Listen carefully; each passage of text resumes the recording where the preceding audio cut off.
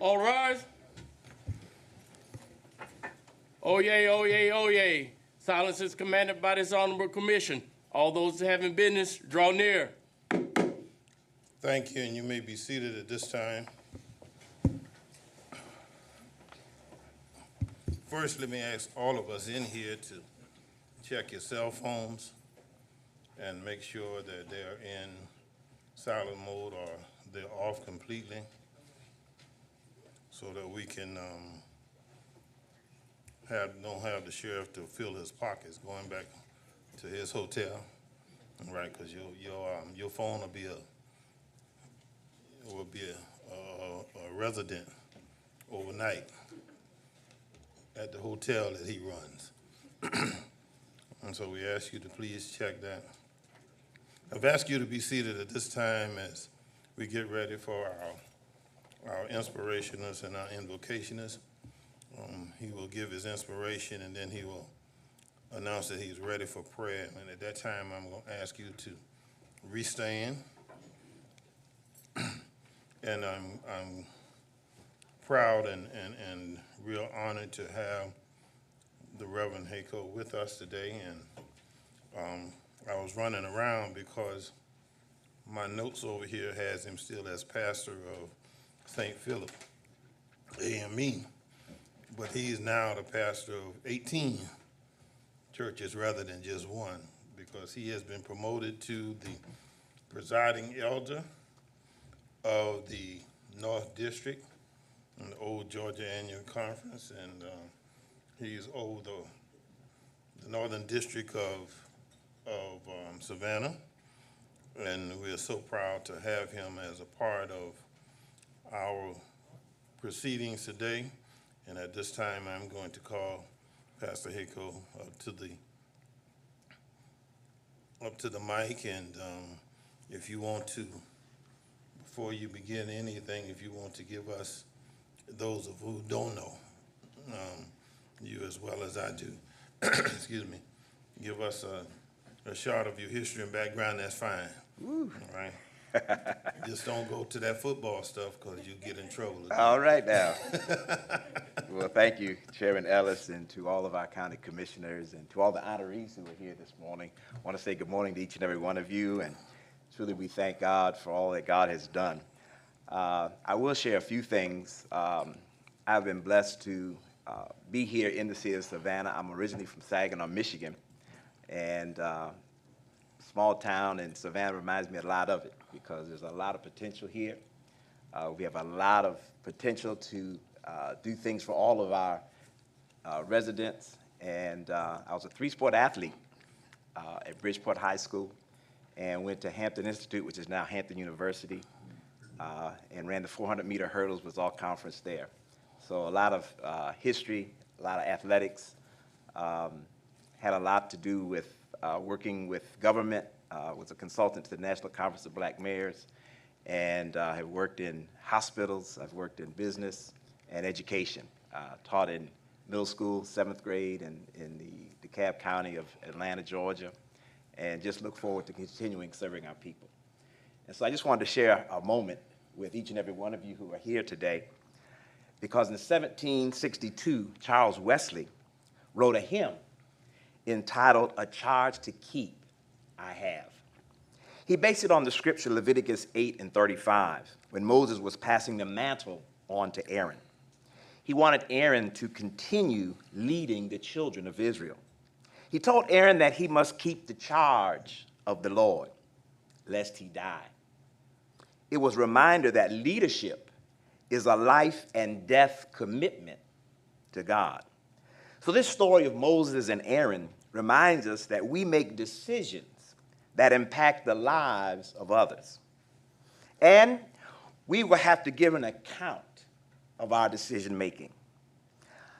We must remind each other that there is a higher power, a power that is greater than you and a power that is greater than me. Charles Wesley penned the words, "A charge to keep I have, a God to glorify, a never-dying soul to save, to fit it for the sky." He goes on to say, "To serve the present age, my calling to fulfill, O may it all my powers engage to do my master's will. And so as we do the work of government, as we fulfill our call, let us remember what even Abraham Lincoln said in the Gettysburg Address. We are a government of the people, by the people, and for the people. So let us do what is pleasing unto our God. Let us do what is right for righteousness' sake.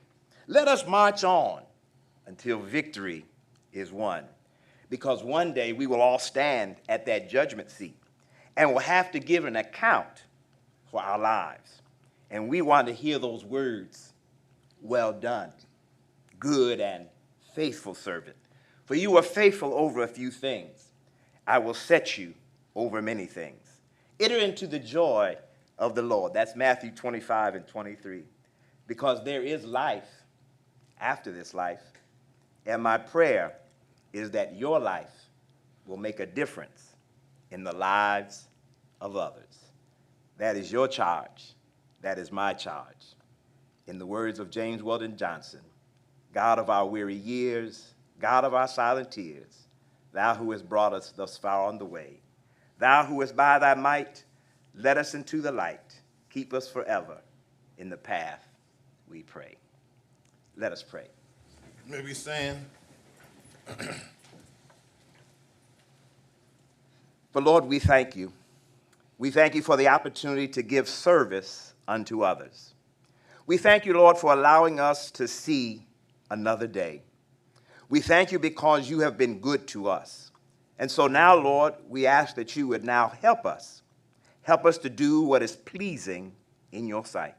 Help us to love our neighbors as we love ourselves. Help us to make decisions that will benefit all of your people. Help us to fight the good fight of faith. And help us so that when that day comes, when it's your time to call and it's our time to answer, help us to do what it is that needs to be done, to hear those words, well done. Go with us now, that even as we might leave this place, grant that we might not ever leave your presence. It is in the name of the one in whom we serve that we pray. And let every heart say, amen. Amen. Thank you. Commissioner Rivers.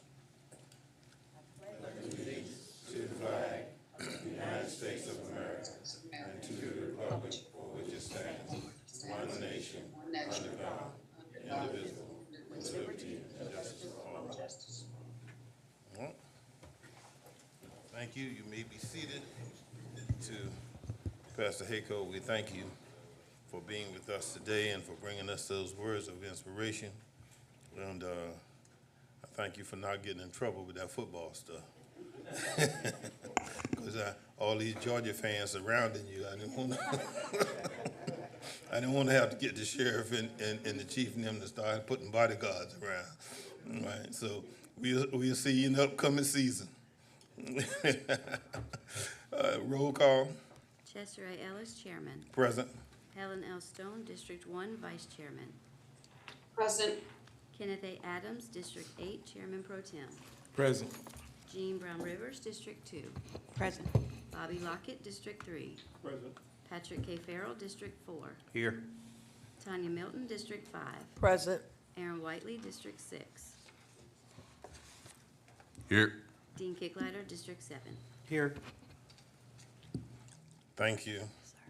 At this time, we're going to our proclamations and special presentations. And first of all, I'm going to call on Director Dennis Jones from the Chatham Emergency Management. This proclamation from the County of Chatham, Georgia. Proclamation, whereas every year, communities across our country face many forms of emergencies, and both public and private entities shall develop emergency response and recovery plans in accordance with the local jurisdiction and local emergency management office. And whereas no challenge poses a greater threat to our community than climate change, and whereas the National Weather Service, the Georgia Emergency Management and Homeland Security Agency, and the Chatham Emergency Management Agency strongly suggest that all residents and visitors to this area be made aware of the resources they need to respond and recover. And whereas participating in the Chatham County Preparedness Month each week will increase the number of citizens who understand the risks of emergencies posed to our community and know what to do to be safe and mitigate damages. And whereas the best defense is preparation and public education about the dangers of both man-made and natural disaster. Now therefore, I, Chester A. Ellis, Chairman, on behalf of the Chatham County Board of Commissioners, do hereby proclaim September 2023 as Preparedness Month in Chatham County, and urge all citizens of this county and their communities to participate in the important opportunities to increase their own preparedness. In witness whereof, I have hereto set my hand and caused the seal of Chatham County, Georgia, to be affixed this 25th day of August 2023. Director Jones. Good morning, Mr. Chairman, members of the commission. Thank you so much for recognizing September as Preparedness Month in Chatham County. It is National Preparedness Month across the nation. So thank you for recognizing Chatham County as Preparedness Month. As a tie-in to Chatham County Preparedness Month for September, I'm also pleased to report that Chatham County has been designated as a hurricane-strong community. Hurricane-strong is a national designation that is presented in a collaborative effort between FLASH, which is the Federal Alliance for Home Safety, NOAA, which is the National Oceanic Atmospheric and Administrative Administration, and also FEMA. So those three organizations came together to recognize communities who are hurricane strong. And it is through the efforts through engineering, through floodplain management and how to handle floodwaters, through our resiliency department, through our public works and how we manage and plan for debris operations, and also through building safety and how we handle our building codes. So it's through the departments that are standing up here with me today that we are a hurricane-strong designated community. So that is something to be proud of for Chatham County. There's not many communities in the country that are hurricane-strong, but we have been designated as a hurricane-strong community, and it's because of the efforts of these departments that are standing with me here today. So thank you for allowing us the opportunity and the flexibility to be able to solicit that designation, and also to represent Chatham County across the nation as a hurricane-strong community. So thank you for that. In addition to that, we are here to recognize September as National Preparedness Month, or Preparedness Month in Chatham County. And I do have with me Chelsea Sawyer and Kayla Reynolds. They're going to come up and talk about what our activities are going to be during the month of September. And Mr. Chairman and others, Kayla Reynolds actually has a tie to some of you today. She is a recent graduate of Savannah State. Yeah. So we're very proud to have her. She is a VISTA employee, and VISTA stands for Volunteers in Service to America. So she is volunteering with us for a year. And her focus is to learn about emergency management, learn how to engage underprivileged communities, underserved communities, and be able to get the message out. So that, along with the departments here with me today, helps us to get and maintain that hurricane-strong designation for Chatham County. So thank you again for recognizing that. I'd like to call up Chelsea and Kayla to offer you some information about what we're going to be doing during the month of September. All right. Thank you, Director Jones, and thank you to the Commission for allowing us to come speak. I will be brief so I can hand it over to the star of the show, Ms. Kayla. Across the country, September has been seen as National Preparedness Month, as Director Jones had said. It is really, the purpose is to get people excited about preparedness, which can sometimes not be the most fun topic in the world, as we all know. Chatham County is prone to several hazards throughout our community, both natural and man-made. So this is an opportunity for us to share with our residents what they can expect from the different types of disasters within our community. Throughout the month of September, we are focusing each week on a different theme.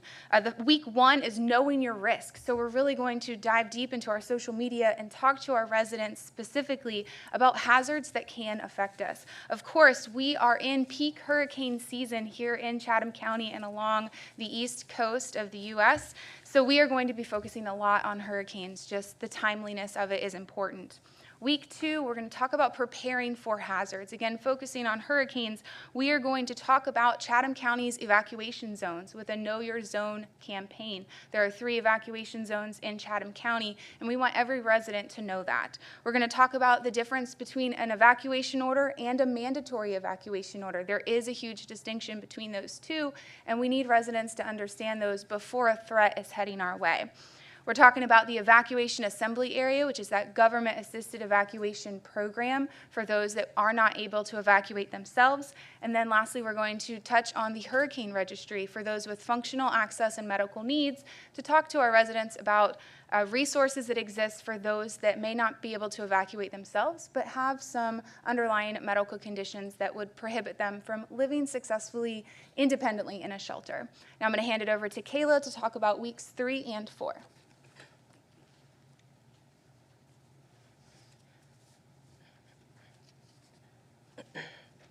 Excuse me, sorry. So during week 3, we will be doing pet preparedness, and we will also be hosting an event, for microchipping and a free rabies vaccination, and we'll be partnering up with Dr. Harper of Animal Services. And he believes that this is a great resource in the community so that you can keep up with your pets during disasters in the case that you may lose your animals.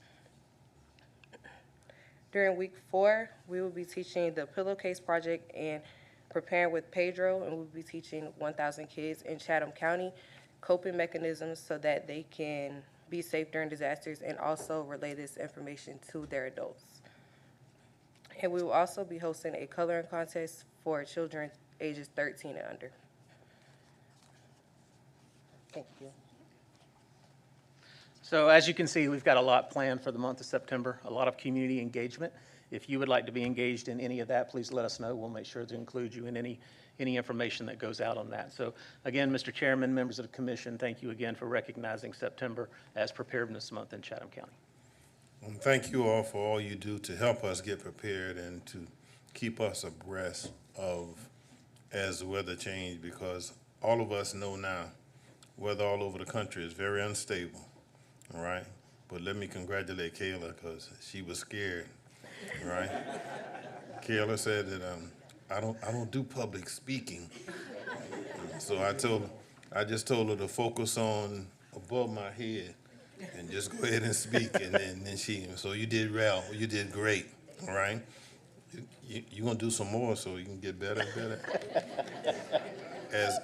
As my grandmother and them would say, gooder and gooder, all right? Thank you all for what you do, and thank you for being part. At this time, we should call on you, Mr. Manager, or our Employee Service Awards. Yes, sir, Mr. Chairman, Board. At this time, I'm going to ask Human Resource Director, Ms. Smalls, to come forward so she can introduce our employees who are receiving their service awards today. Ms. Smalls? Thank you, Mr. Kegler. Good morning. Mr. Chairman, good morning, Commissioners. Morning. Mr. Kegler, if you would come forward to present our service awards to our distinguished team members. We are always proud and we look forward to our public recognition of our team members who are celebrating a milestone in their service to Chatham County, to publicly recognize you. We are proud of what you do. Chatham County is a great place to work, and we are proud of the service that you provide every day to the people that you serve and to our external and our internal customers. And we want to recognize you and celebrate you and honor you today for that recognition. And so as I call each of your names, I would invite you to come up and receive your award. If we have elected officials, department heads, managers with us today who came to celebrate with you, we invite them to come and stand as you receive your award and to take a photograph. So we're going to start with our highest number of years, which is 25 years of service. Wow. And that honor today goes to Miss Andrea Fennell Lodholt of Chatham 911 Communication Services.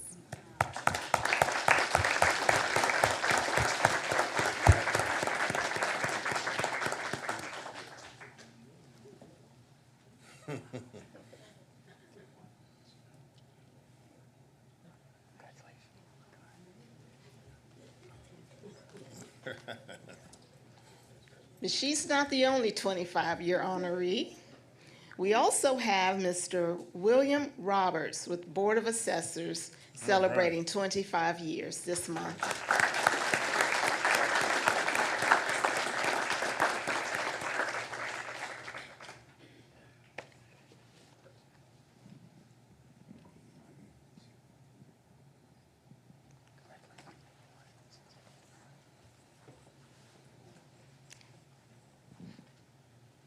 And also celebrating 25 years of service to Chatham County is Ms. Rosetta Plummer with the Tax Commissioner's Office.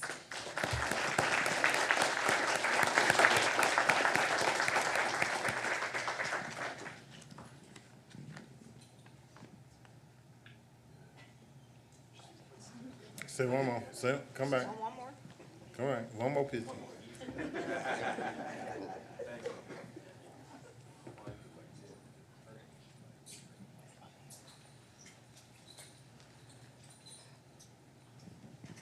Celebrating 10 years of service this month is Ms. Deputy Sheriff Advance Tania Johnson with the Detention Center.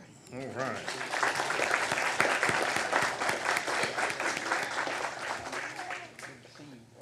Don't get close to Mike.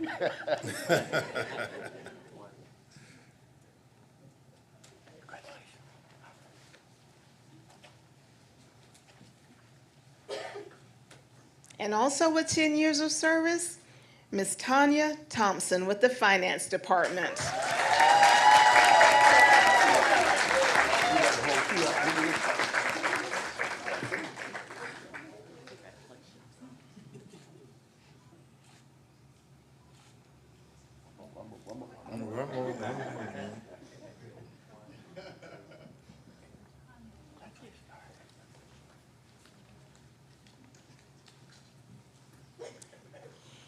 And Ms. Sheila Burrows is celebrating 10 years with the Clerk of Superior Court.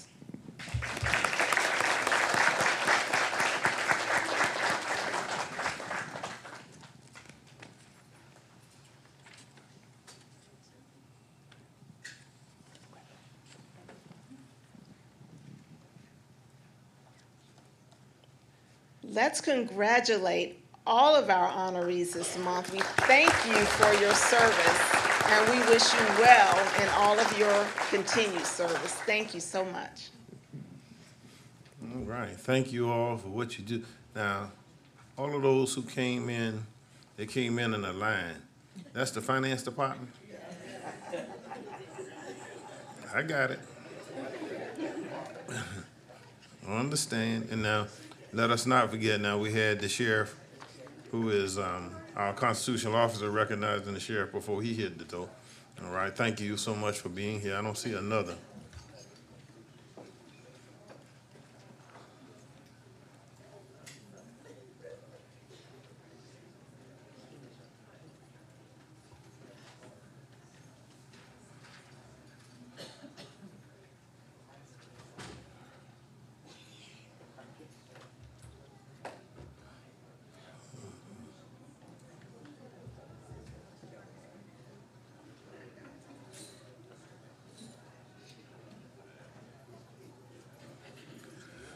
All right, we didn't have a chairman's item, but we do have a commissioner item, and I'm gonna call on Commissioner Whiteley. Thank you, Mr. Chairman. Excuse me. So at this point, I wanted to discuss the fire service, as it's been a hot button issue for our community for a while now. And wanted to first just kind of start by going through the process that has brought us to where we are today. You know, so it looks, I believe it was maybe 2018 or so. Well, first of all, let me back up. Back in 1988 was kind of when the arrangement between Chatham County as a government and the unincorporated volunteer fire services or service providers actually got started. At that point, there was a lot of work done between the various municipalities that make up Chatham County, as well as volunteer fire services to provide fire service throughout the county.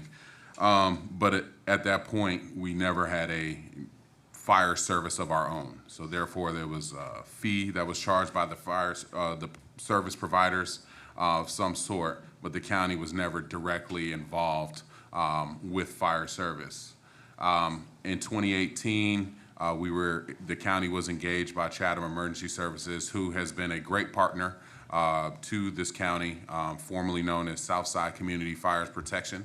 And ultimately, they expressed the need for greater assistance as they were unable to collect a large amount of the billing that they were putting out, which was necessary in order to actually power the fire department. So at that point, this would have been this commission's first year in office under this administration. We undertook a heck of a process to actually engage our citizens, to see what was necessary, how we can help Chatham Emergency Services deal with this challenge, because one of the main responsibilities that we as a Board of Commissioners have is to protect our citizens and make sure that they have a safe environment to operate in, operate their businesses, to raise their children in, and to live in. And that's some verbiage that you'll find in our blueprint. Now, what we did, we underwent a pretty serious, comprehensive public engagement program. We had Zooms, we had in-person meetings, we had newscasts, newspaper coverage, postcards, just to get input from citizens. I know a lot of us up here who have unincorporated portions in our district were heavily engaged by the community, just to say, some of it, as much as, some of those responses was, for my millennials, WTF. Some of it was, why don't you put that bill on the taxes? Some of it was, don't I already pay for this in my taxes? And some other responses were, I haven't paid and I will continue to not pay. So understanding that the county went into actually creating a fire service district and creating a fire service ordinance which mandated fire service. As we know, that's been in the news. Our emails show that you, as our constituents, have been very excited about it, understandably so. It's very warranted criticisms and feedback that we received, and I personally appreciate that. Now, since we've done that, we've tried to we've worked with different fee models. Now, I want to be clear that we did not take on the fee model that Chatham Emergency Services had used prior, which was something that should be noted. We went to a square footage based model in an effort to try to be equitable in certain ways. And so nonetheless, we as a county, with our ordinance in place, with threats of court action, some folks are actually in court now, still weren't able to collect what is necessary to run the fire department or to really uphold our contract that we have with Chatham Emergency Services. Once we set up that fire service ordinance, what the county did was contract with Chatham Emergency Services and say, hey, we're going to pay you to provide fire service in certain areas, our fire service district. So then billing was no longer on Chatham Emergency Services, it was on the county. And we have still not been able to collect that total amount. And so where we are at this point, understanding where we are as a county, the 5th largest county in the state of Georgia, and looking at some of the data that is associated with fire services throughout the county, I want to make some interesting notes. The closest county in population to us would be Clayton County, with a population of about 296,000 people. In 1967, they established a fire service, a municipal fire service. So the Clayton County Fire Service Division, I believe, one of 461 fire departments registered in the state of Georgia. And their model is not a fee-based model. Their model is a municipal-based model, being that, a combination model. So there is a municipal fire service. There are volunteer fire service providers within their county as well, career and volunteer, as they say. Cherokee County with 281,000 people. Same thing, a combination of a municipal fire service and then partnership with local volunteer fire service providers. Forsyth County, Henry County, same thing, some sort of combination. But one thing that really stands out to me is that each of those counties, actually took the bull by the horns and said, we have to make sure that we invest in fire infrastructure, we invest in fire service by standing up a municipal fire service. So I'm about to read a proclamation, a resolution, and ask for my colleagues' support on this resolution. But prior to reading this, I want to make a few points. One, this is not by any means a slight to Chatham Emergency Services, to Southside Fire Protection Services, or those who have served in a volunteer or career capacity. This is not a slight towards them whatsoever. They have served our community well.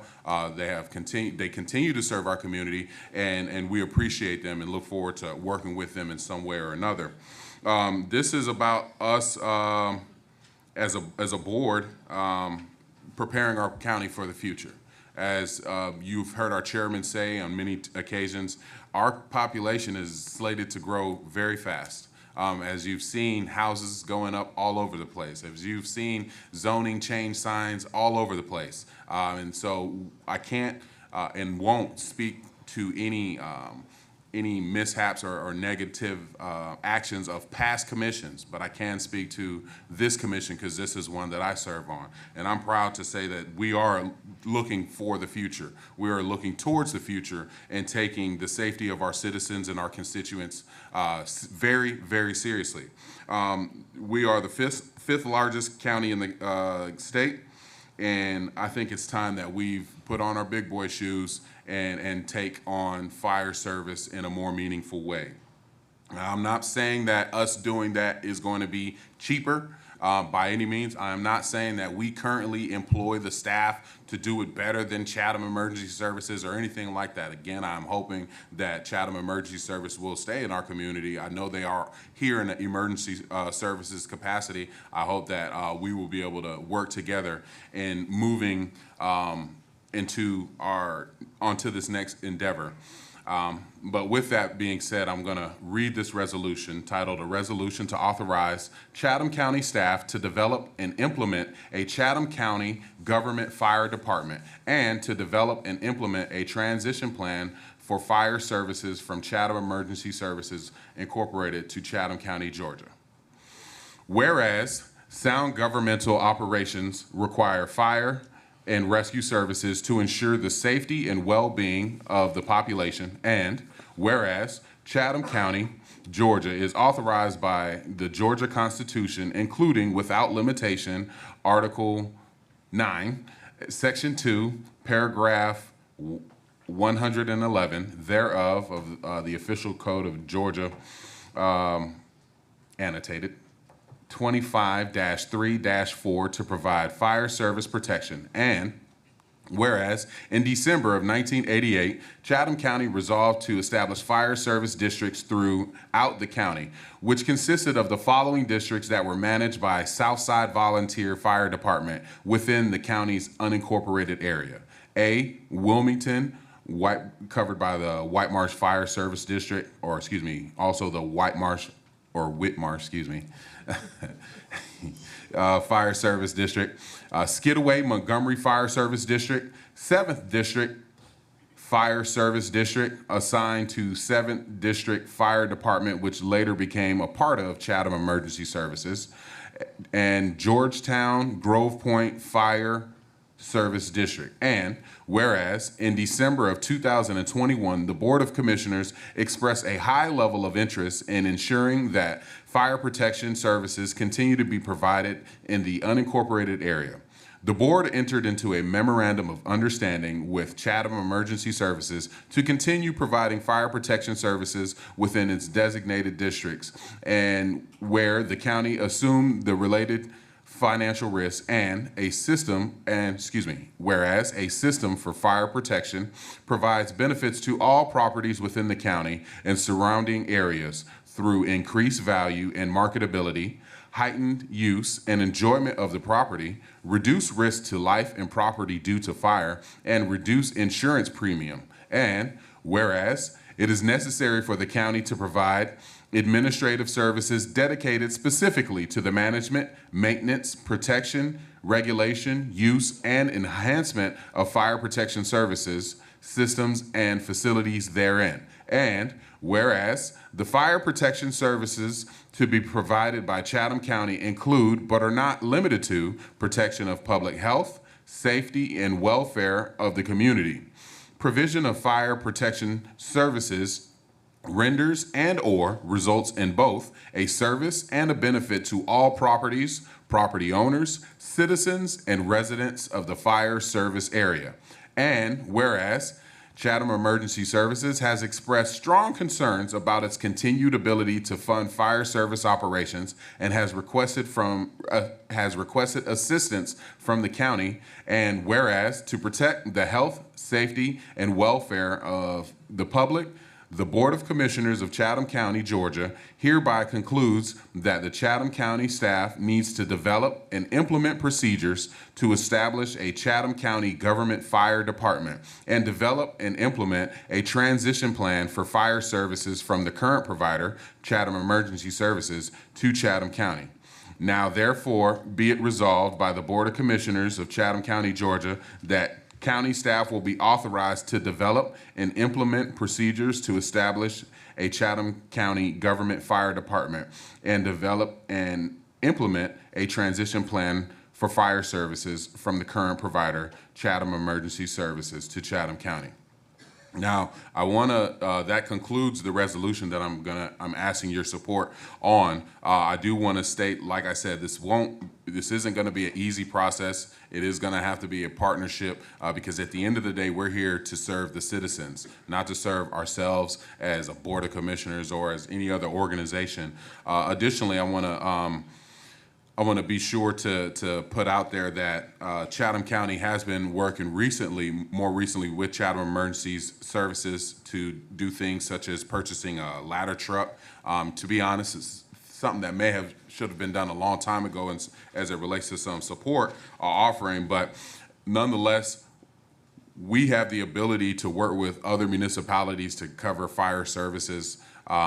So this wouldn't be something that we're looking to do all at once. It is my hope that by us giving staff some clear-cut direction as it relates to looking into what it's going to take to establish a fire department, that we can get all the vital information that we need to prepare us to have the conversations necessary with Chatham Emergency Services as well as the other municipalities within our county. So that's all I have at this point. But Mr. Chairman, I would like to make a motion that we accept this resolution to tell staff to develop and implement a transition plan and develop and implement a Chatham County Fire Department. Is there a second? Properly motion and second that the resolution be approved. Are you ready for the question? Any unreadiness? All right. Commissioner Kicklighter. Thank you, Mr. Chairman. First, I want to commend the commissioner for bringing this forward. I agree, first and foremost, the government's job is to protect the citizens, period. So we have to do something to ensure that people are safe here. Having said that, before I vote to approve this, I want to point out two flaws, major flaws, caused by the state of Georgia and Chatham County that needs to be fixed before this actually takes place, where the county takes completely over. Georgia has 159 counties. I believe all 159 counties, the citizens from the municipalities and unincorporated areas, they pay the M&O portion of their budgets. I believe it's only 2 to 4 of the counties in the state of Georgia that created this special service district that we're talking about. We're one of them. Why would that happen? I would say, based just off of my time in politics, people like control. Politicians like control, they like authority. The governments that do not have a special service district, they're policed. they're protected. They're everything just as done here, except they're done from the M&O budget. That's because the sheriff of each county is chartered or sworn to protect the citizens of the county. So you don't have to have an individual police department. But in this case, if the state could change their rules or whatever, and offset here in a minute I'll get to, that could be the case that we keep that, because the sheriff does not do that for the county. But this will all come in to make a little bit of sense here. I'm going to show you a couple of ways that Pat, Commissioner Farrell, and myself have talked about for quite a while now, where there's a huge injustice for the 100,000 people living in the unincorporated areas of Chatham County. All right. Lost revenues.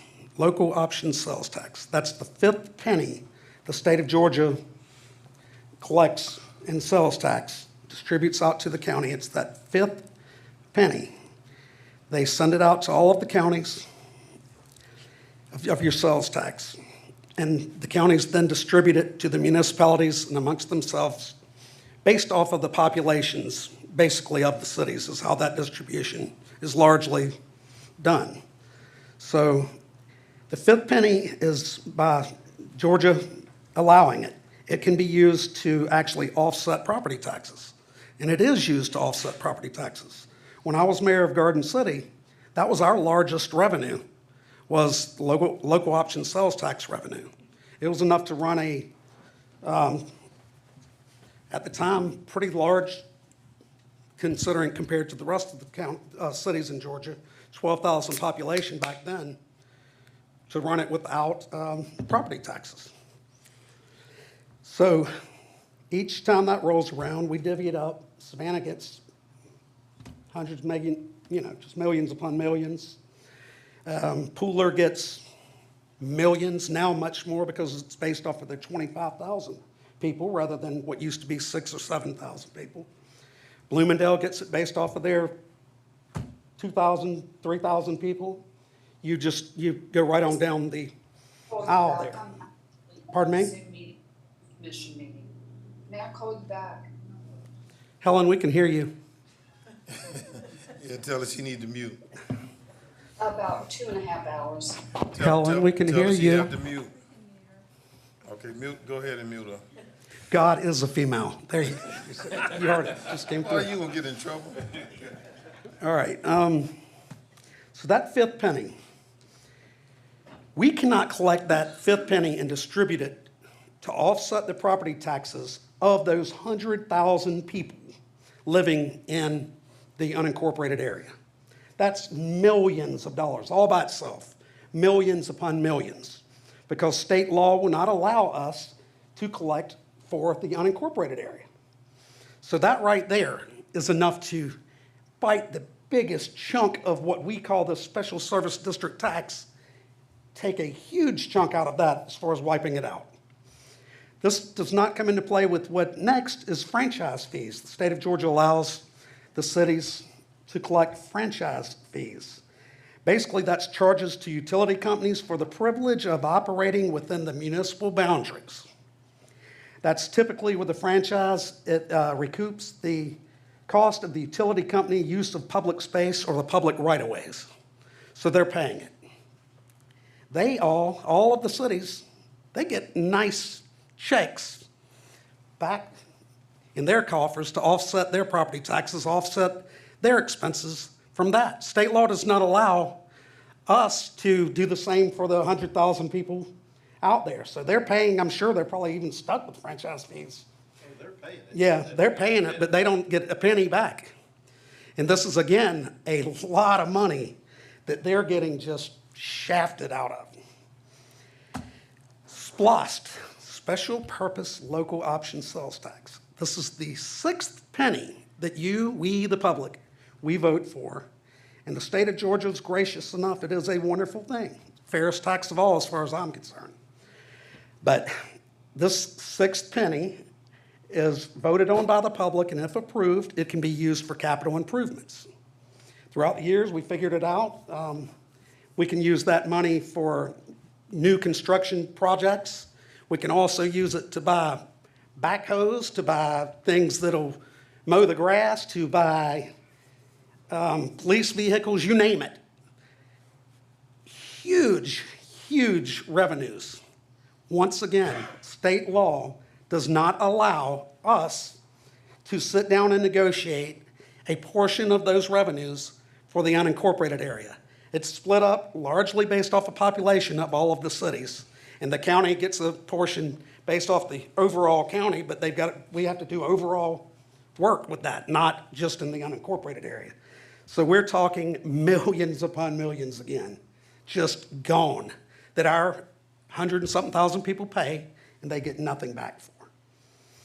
East West, Education's Plus, seventh penny, fairly distributed, if approved. That goes to the public schools for infrastructure capital improvements. Fair.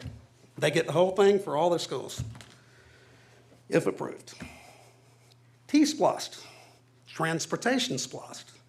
If ever approved, that would be the eighth penny that the state of Georgia allows to be collected and distributed amongst the cities. Once again, it's a negotiation, but the county, unless I'm wrong, please feel free to tell me on this, but cannot collect specifically for the unincorporated areas, whereas there's going to be a direct look at the populations of each city with that in mind when trying to distribute monies. So once again, millions not going to the people in the unincorporated areas. I said it earlier, the discrepancy in the taxes being paid and received is the fault of two. When I originally got here for many years, I believe that me, along with Commissioner Farrell, we both pretty much, I think, I laid the blame on the state of Georgia. But the longer I sat around, I realized it's really not the state of Georgia's fault. Yes, they could work with us to help, but we're the little rogue county that ran out and had to control everything years ago. And it's really not their fault, the way things are. It's set up for the 155 of 159 to distribute the taxes. So if we're ever to make this thing fair, ever, which should be the main priority, because I, honest to God, do believe that anybody watching from Savannah, Pooler, Tybee, whatever, they would want taxes to be fair for everybody. They wouldn't want it just stuck to 100,000 people. And what's really sad about this whole situation is their millage rate right now that we charge for them, they're really not getting much out of it. We've snuck in over the years, not we on all this stuff, but this board previously, and maybe some now, I don't know, but we've snuck in the garbage, the dry trash fees. That was paid for with that millage rate that they were paying, used to be paid for, but now that's a fee. And here we go here now. And again, God knows our job is to help not let the county burn down. So we have to do something to save the unincorporated area from fire and disaster. But it went from something where a private service is billing and not getting paid, obviously, by all of the people.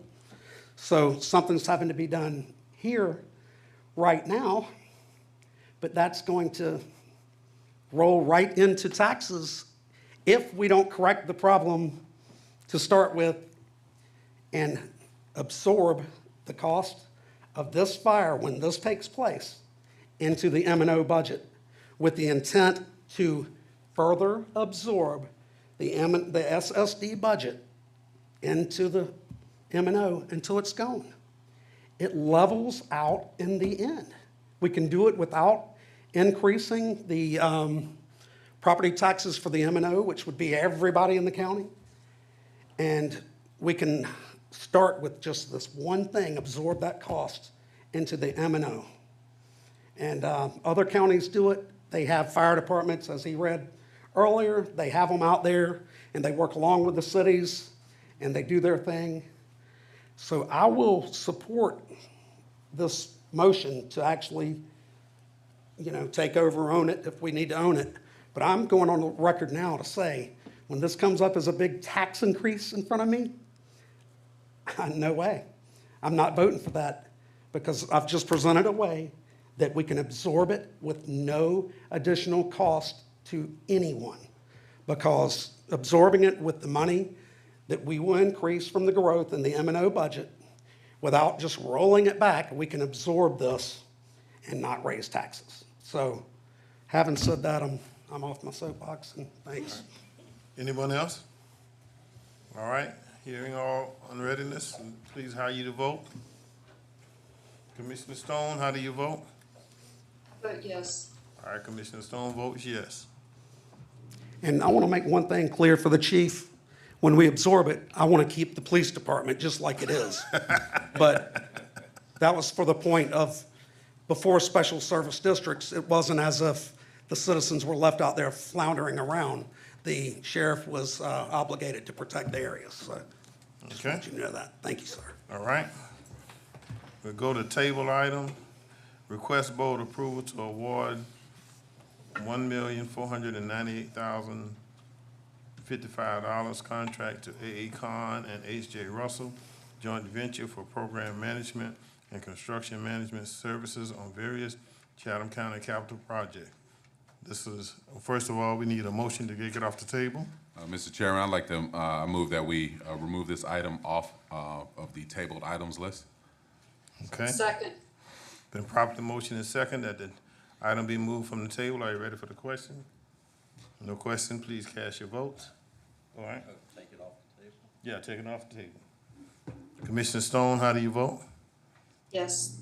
Okay, Commissioner Stone votes yes. All right, now, the staff has recommended approval. I'll make a is there a motion? Mr. Chairman? Yes. I'd like to make a motion that we approve staff's recommendation to Second. accept this contract. All right, so properly motion and second. Are you ready for the question? Unreadiness? All right, let me go first. Commissioner Farrell, then Kicklighter, then Whiteley. Anyone else? All right, go.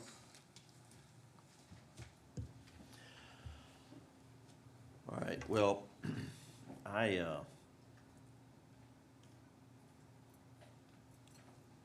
will not be supporting this motion, and the reason is because I have full faith in the Chatham County Engineering Department to handle all the different requests that this board projects upon them.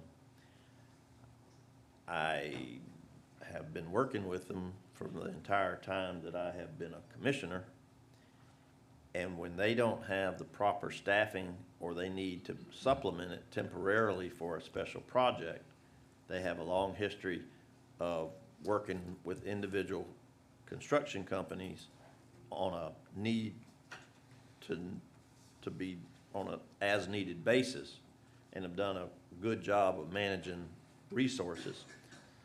So I'm troubled by the concept of hiring a for-profit engineering firm to basically take over the operations and take over part of the engineering department, when that's what the purpose of a county engineer is. So we had talked about having a workshop and going over this stuff, which was never produced, which I was open to the concept of, okay, convince me that, convince me otherwise. And that has not happened. So from a purely engineering and a managerial aspect of this proposal, I think we have a well-established county engineering department, our own not-for-profit engineering firm that works solely for this board to further whatever we decide to ask them to do. And, pushing them aside and adding another segment of leadership in there when there doesn't, I haven't seen the justification of it. I haven't been convinced that that's in the best interest of the county. to achieve the road projects and the capital. I've watched the jail get a nearly $100 million expansion. We're doing we fixed the roof over at the aquatic center, all numerous roads. We've done road projects that other municipalities in this county, including the city of Savannah, did not have the expertise or the manpower to handle, and we took the lead on. This engineering department is second to none that I know of, and are doing a great job. And so I'm not sure how this $1.5 million is going to improve those programs that we already have. So as a degreed engineer myself, I just don't see how this is going to improve the county engineering's performance. And again, like I said, it's not that I'm against having outside engineering firms do work for the county. Even this firm, whatever, whoever the best and brightest and the most cost-effective when needed. But just to bring them in and say, okay, you're part of the whole program, I'm not convinced that that's in our best interest. So at this point in time, with the information that I have, I won't be supporting it. So, thank you. Commissioner Kicklighter. Thank you, Mr. Chairman. What's the time frame of the project management contract? 1 year with, excuse me. It's 1 year with, the initial With term of the options for contract will 4. be 1 year with Yeah. renewals of 4 additional 1-year terms. Okay, what amount of money per year? No, the contract is for $1.498 million. Is that 1 year? That's 1 year. 1 point what? 1.48955. $1.5 million. $1.5 million. Okay, if you want to round it off. All right. What's the total number of engineers working in the county engineering department right now? I think Ms. Cooler went back upstairs. So,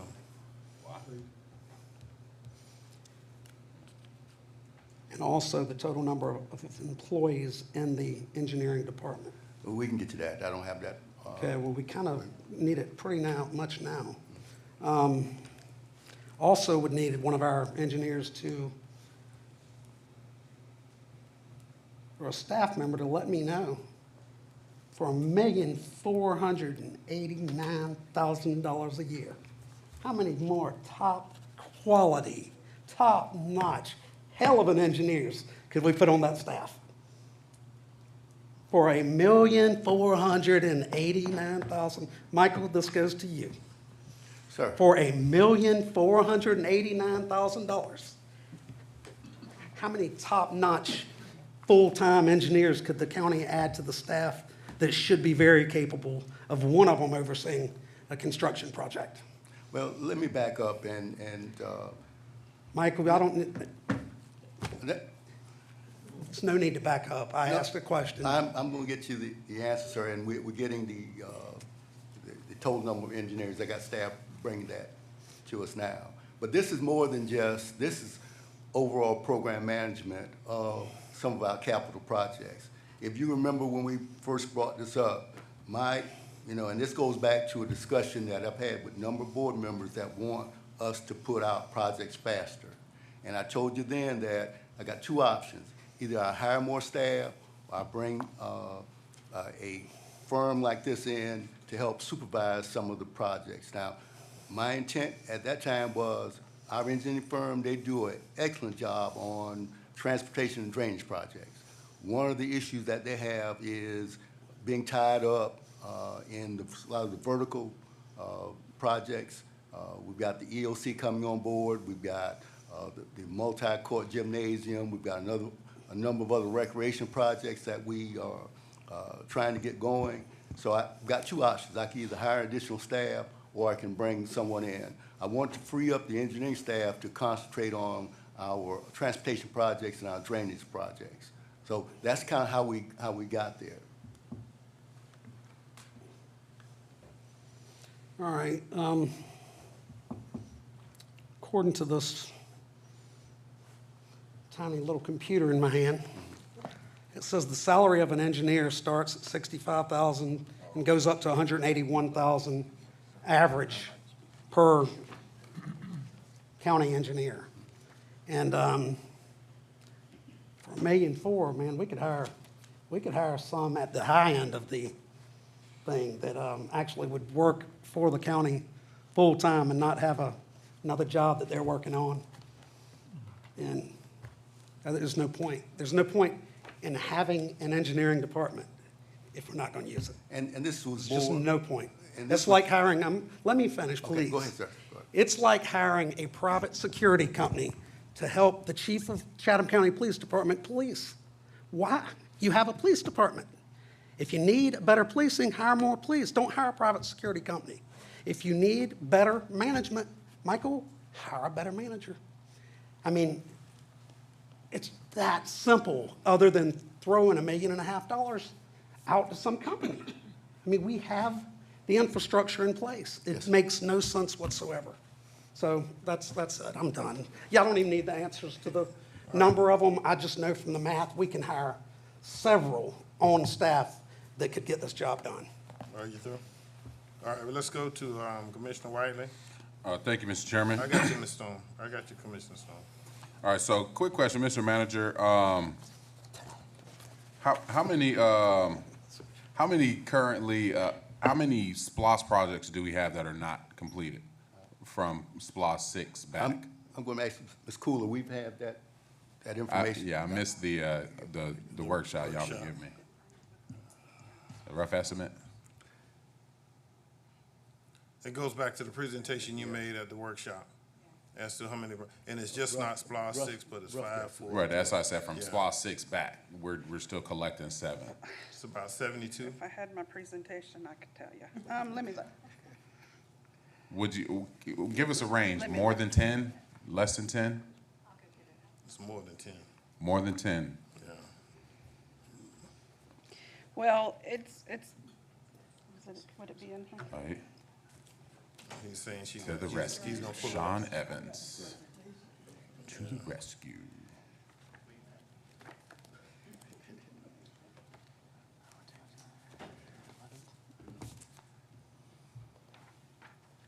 No, it's not it. That's down here, special 17. Yes, thank you. Yeah, there it is right there. All righty. Thank you, yes. So not to go from the whole presentation, but to get us to where we are.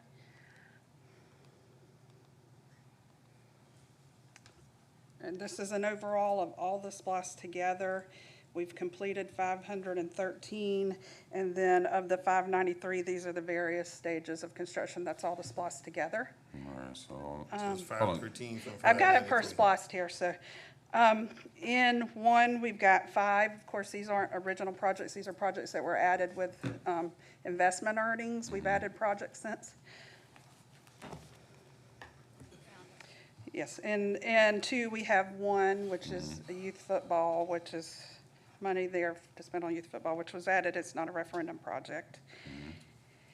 In SPLOST 3, we have 12 in various stages.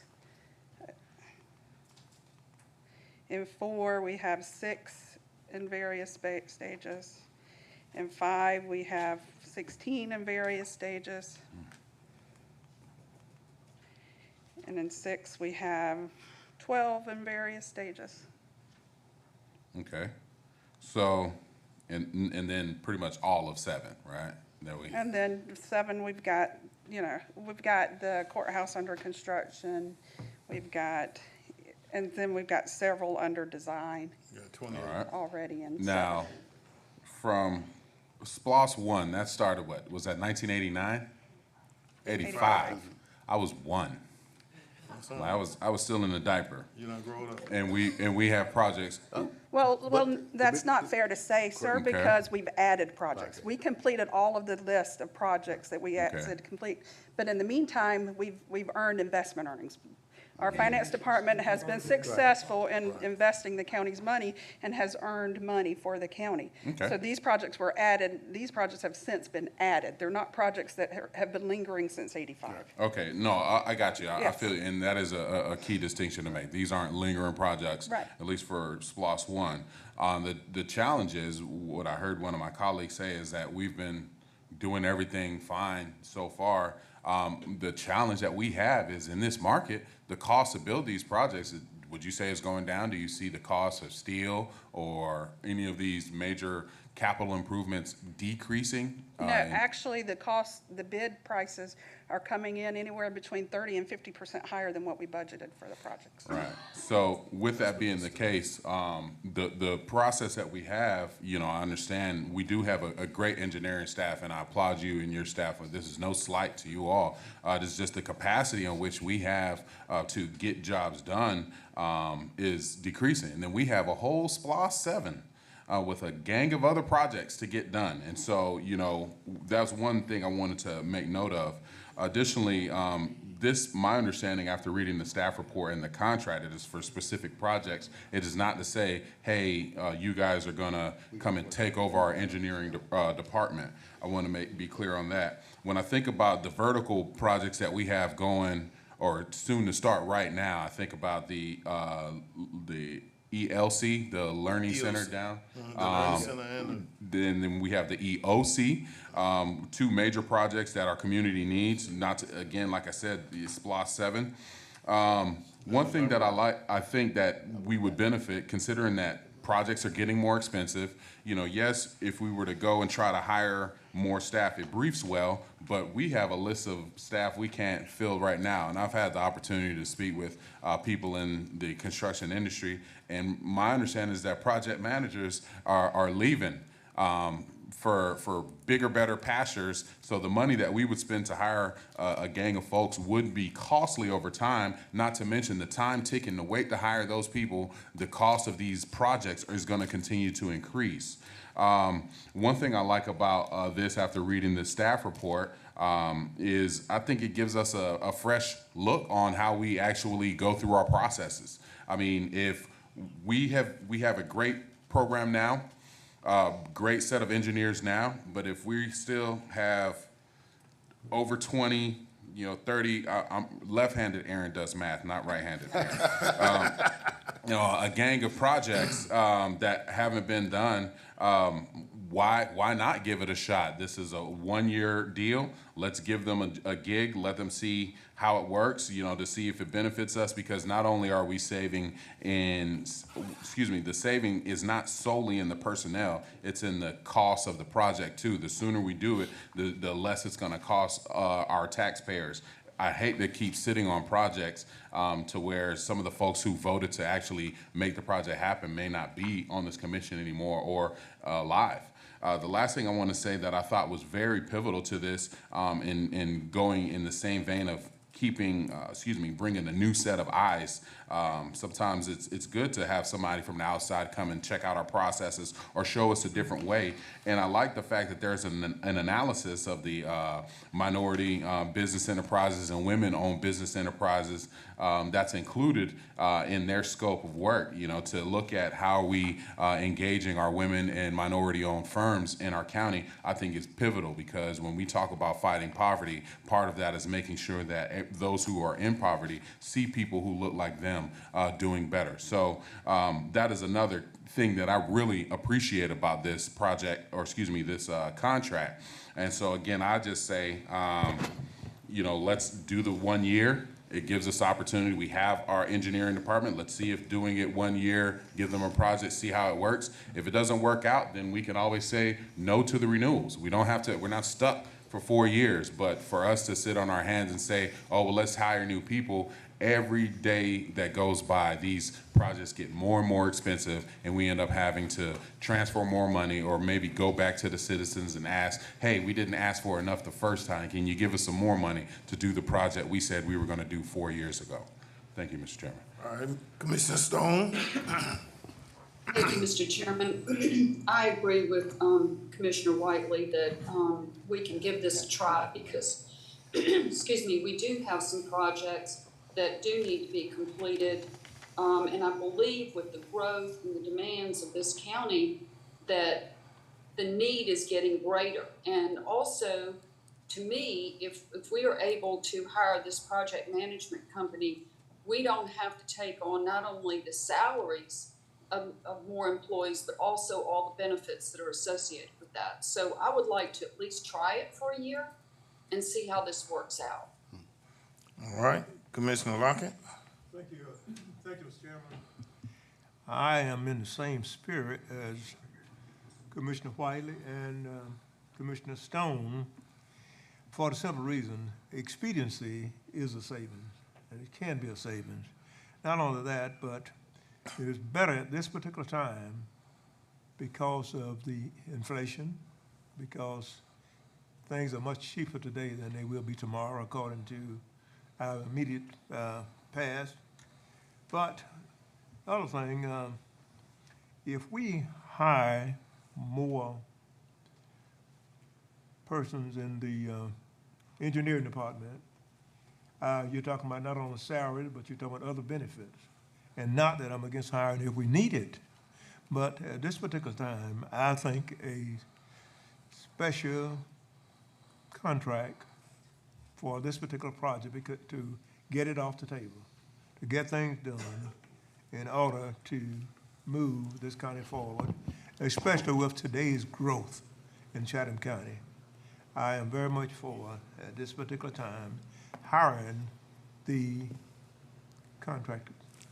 And if we do so, and if we find out we're not satisfied with what we do, we cut them loose. That's what I have to say about it, Mr. Chairman. Mr. Chairman, please. All right, hold on. You finished? I am finished, I'm finished. All right, Commissioner Farrell. Thank you. So adding on to some of the information that was presented by my fellow commissioners, I'd like to say this. With $1.5 million, if you unleash these funds to the engineering department, they could do several things. One, we could do the firm contract. Two, you could add staff. Or three, you could be a little innovative, like the corporations that we're all familiar with here in Chatham County, and you have contracts with engineers that come in for a specific purpose, like Gulfstream does all the time. You have people in here for 1, 2, 3 years, and they're hired to perform a certain project at a certain price. Now, some of this, also, I want to point out that when you hire an engineering firm, trust me, they pay very good wages to their engineers.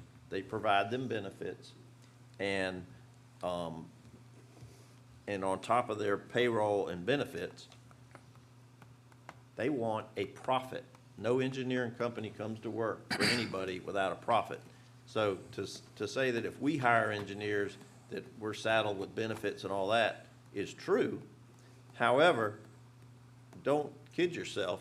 The engineers at a private firm that come and work for us, they're paying their guys benefits and ladies, or they wouldn't work for them. And don't forget the profit motive. Every engineering firm is out there to provide service and make a profit. Chatham County Engineering is there to provide service at our direction. We're the board of directors for the Chatham County Engineering Department. They are tasked with accomplishing our projects, and not for a profit, but to serve the people in Chatham County. I also heard about women and minority in this other contract, which is great. That's fine. Let me point out that we have an entire department over there on Eisenhower that works for this board that does exactly that. So it's already being done right here by Chatham County, funded by Chatham County, and it applies to everything we do, especially our engineering department and every other department, and contracting and all that sort of thing. So there are multiple ways to accomplish things, and I, amongst anybody, am more anxious to get projects done. And I, amongst everyone, I totally understand that the longer it takes to complete a project, the more the total cost is gonna be, even when inflation's only 2%. And the last couple of years, it's been off the chart high.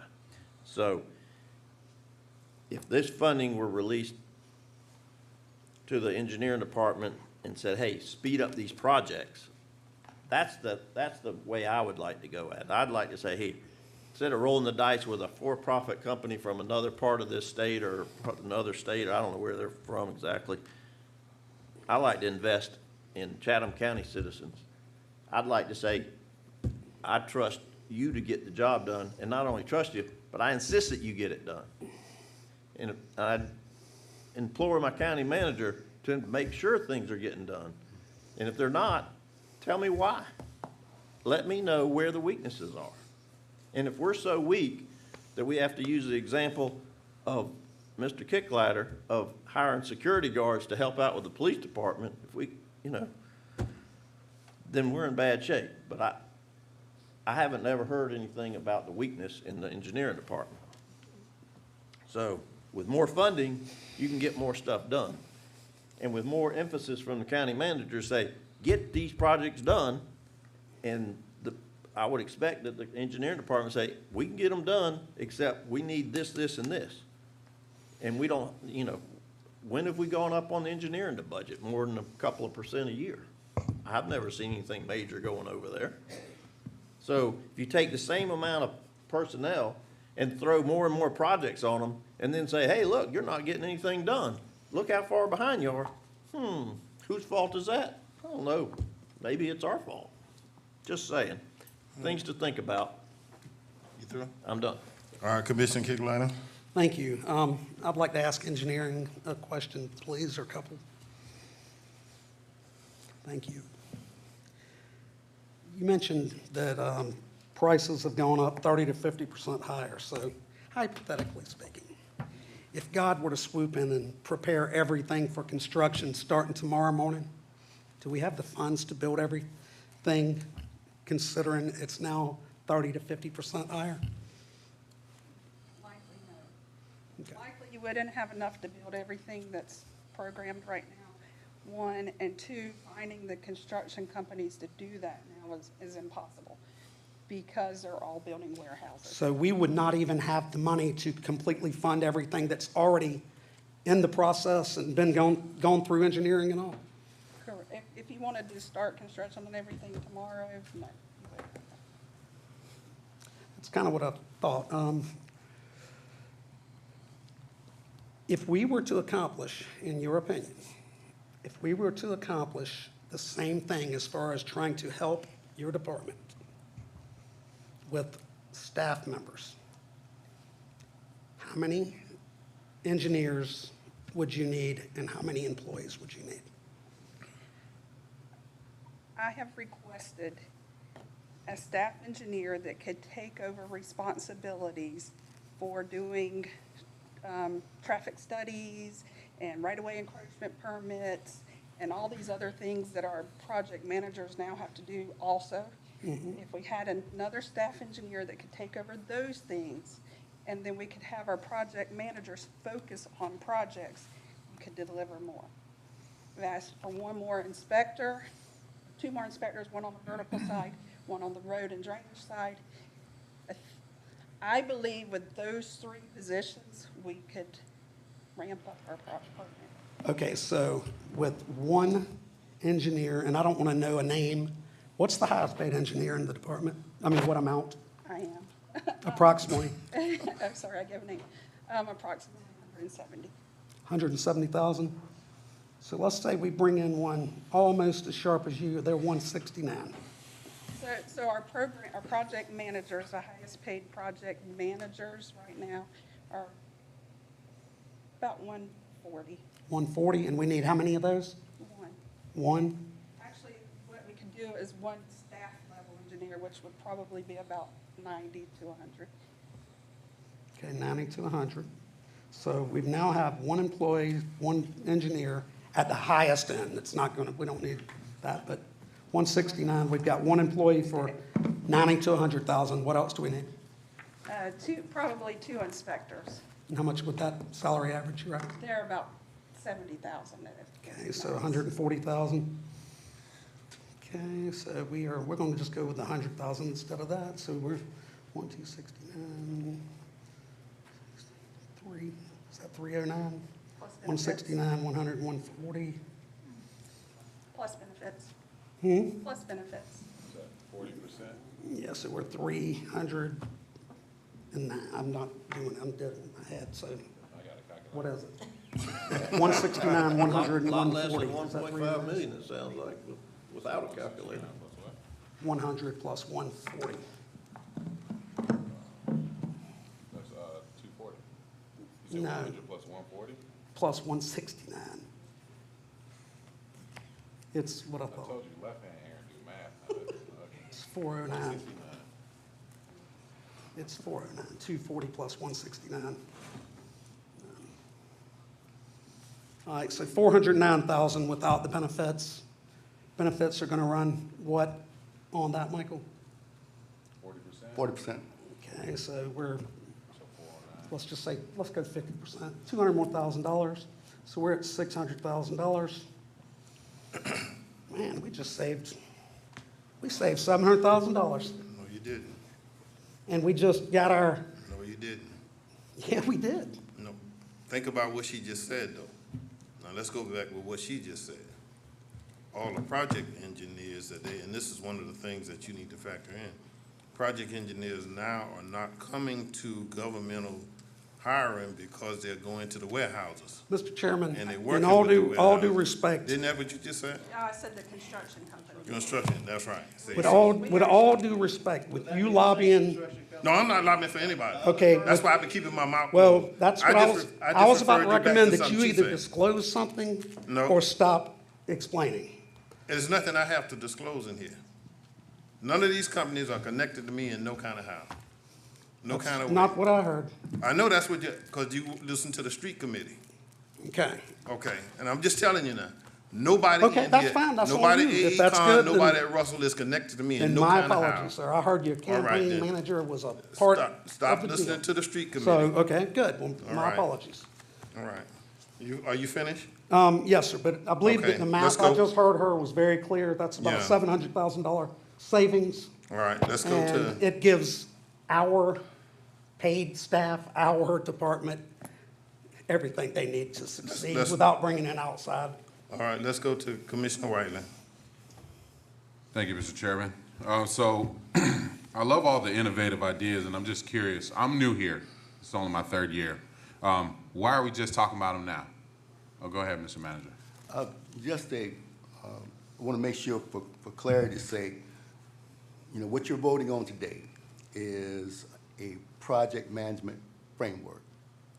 To go back to some of the comments that you made, as early as today, we've been doing SPLOST projects the same way since its inception.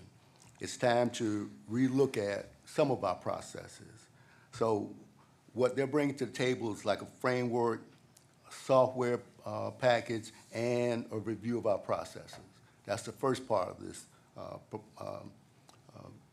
the services the management services that they're providing. The second is a capacity analysis on our local and minority participation program. So those are the two, key things they'll start out with in year one.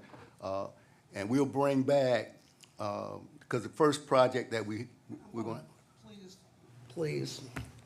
I said I had the floor. The first project that we're going to bring to you is our EOC to see, to make sure that, this is going to work for Chatham County. So that's what you're being asked to vote on today.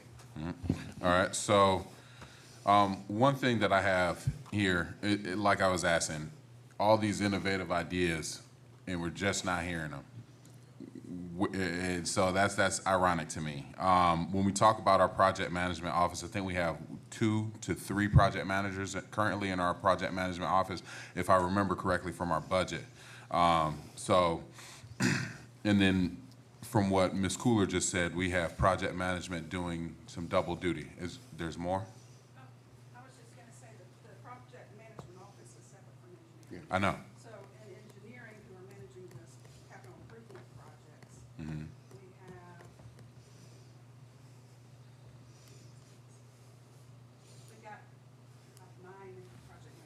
9, okay. All right, so yeah, I had a blank there for engineering. You did say that people from project management are doing stuff like traffic studies and stuff like that? Yes, in engineering, we're an engineering department. Unlike the city who's broken their engineering up into various bureaus to do all these various things. Our engineering department also conducts traffic studies when there are concerns about traffic. We're also reviewing right-of-way encroachment permits. We're also reviewing traffic studies as they're submitted for development. We're looking at street light requests. We're doing a lot of things, and that's what our project managers now are managing projects and doing these other things. So the idea is if we had a staff level engineer that could do these other things, then project managers could focus on project management. Okay, gotcha. Thank you for that. And so, you know, when you've got folks, we've already got we're basically, what you're telling me, we're stretched thin at this point. And that's why, right, so we're already stretched thin. We just looked at 20-something, 30-something projects from the SPLOST without even talking about 7 yet. And then, well, that was all I have for you, Ms. Cooler.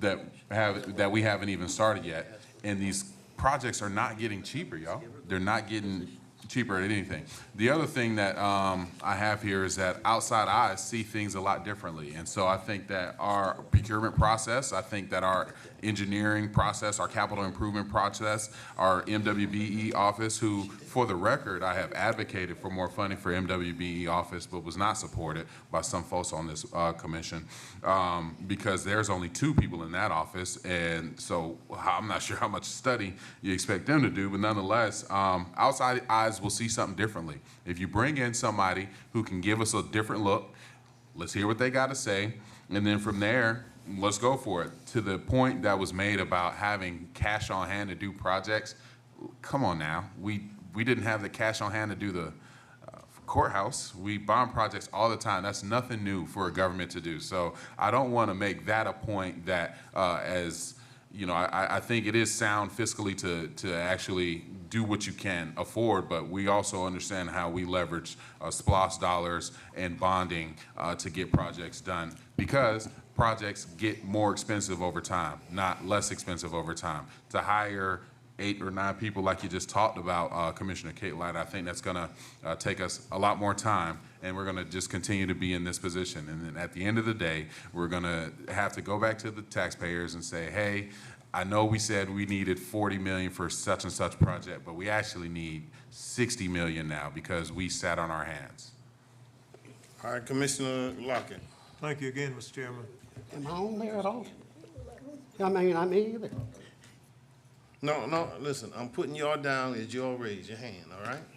Commissioner Lockett was it, then Commissioner Milton was, and then you. So I got time for a bathroom break now. I'll Hey, be right listen, back. I don't know what you got time for, but I just know how I have to. See, if you look at it, see, I put them on here and scratch them off as they go. So now we're at Commissioner Lockett. Thank you again. Mr. Chairman, as I go back and think about construction management, it serves a great purpose. That purpose is to get jobs off the table.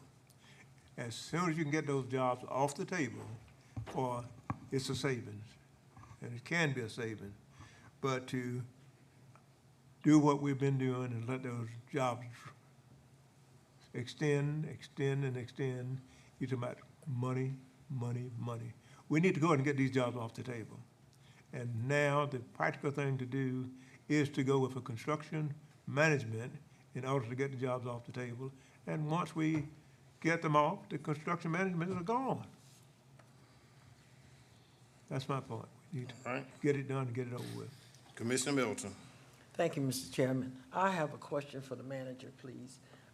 Have you identified these projects that you said, the contract says various projects. I just want to know, have you identified these projects? We've got several projects that we're gonna start out with. Have you identified the projects? Yes, ma'am. I have I just want to know, how did you come to that $1.4 million? The $1.4 million is for, as I indicated, that's to set up our framework, our software, That's also doing our MWB capacity. For the actual project itself, that'll be a change order to this, and I'll come back to you with the cost. So the 1.4 is not all you need right now? Correct. Do it. Okay, I'm done. Okay. Now, Commissioner, all right, he's gone, so let's go ahead to you, and then we'll come back to Commissioner Right. Kitlider. All right, so, Uh-oh, wait a minute, stop. Oh, okay, you back. You on. Keeping my line in order. Thank you, I got you, Mr. Commissioner Chairman. Stone. All right, I want to address one thing that's been brought up a couple times, because as a white dude, I'm highly offended. All right, if anybody other than talking about the MWBE expansions and what's going to be hired, what's not going to be hired, if they would take one damn look at what is hired here. We already have, last time I looked, we have a very racist policy against people who happen to be born like me, white. We have a goal to hire X amount of black people, which I believe exceeded white people to start with. But when in fact, we, by far as a county, exceed the living hell out of that. We are like 8 out of 10 as minority and women. Poor white dude, just like in the past, black people didn't get jobs because they were black, and I'll be damned if it's fair that I was born this time when because I'm white. We're going to stand up here and it's okay to say that I don't need a job. It's complete crap. And I'm sick of it. Take a look at the policies before you run your mouths. That's why I didn't support it. You exceed it. I told you back then, man, I love you to death. Damn it, I love you, but we exceed by far. Let's not We on it. exceed by far. Not on Every capital goal, projects. every goal as far as minority and women working for this county, we exceed it. Not on capital projects. Please don't respond to him, okay? Go ahead, Commissioner. We do as employees You finished? here, we do as employees here, I'm talking about capital projects. but capital projects too. I would like to own a company myself and be able to come up here and apply for a job one day and not be penalized because I was born white. It was wrong then, it's wrong now. But we already exceed everything that's been set. And again, I respect it, I get it, man. Y'all's ancestors was treated like pure hell, but it's no reason to treat me like shit now. Come on now. All right. All right, go Commissioner Farrell, so he can calm down.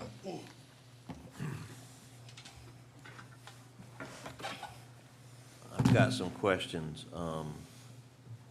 Mr. Manager, you said the SPLOST projects have been done the same since inception. And I'm totally sorry for the language. When did the SPLOST, are the SPLOST projects all solely run from the engineering department as we speak? It's changed over the years. When I started with the county, we had a separate, it was run through central services, and it's farmed out to several, various department heads. And it wasn't until, I think under Colonel Bungard is when the manager, Ms. Abel, consolidated all under engineering back when, under Colonel Bungard's stint as the county manager. So that's kind of the iteration of it. I know for those of you who've been around for a long time, our central services director then was George Lynch. Pat Monahan had some, and then some were engineering. Now, engineering's always done transportation, road and drainage work. They've always done that. It wasn't until the SPLOST law changed and it allowed other things like, vertical projects and grants to nonprofits and those kind of things. It wasn't until that, we added those, then, we needed out folks other than engineering staff to help manage SPLOST projects. So my question is today, who's in charge of all the SPLOST projects? Well, everything's run through, right now, most of it's run through engineering, but the county manager's office actually oversees it. So the county manager's office runs the project. Well, the county manager's office has gotten more involved in it over the last few years, yes, sir. So the county manager's office is in charge of SPOS project. Yes, sir. County manager's office is in charge of, you know, all capital stuff. Everything runs through the county manager's office. So we're not doing SPOS like we've done since Colonel Bungard was running the show. Well, I've committed to the chairman that the manager's office will be more involved than it had been in the past reviewing SPOS projects. And in addition to all the catch-all that the manager's office has to do, not quite sure how I see the logic in taking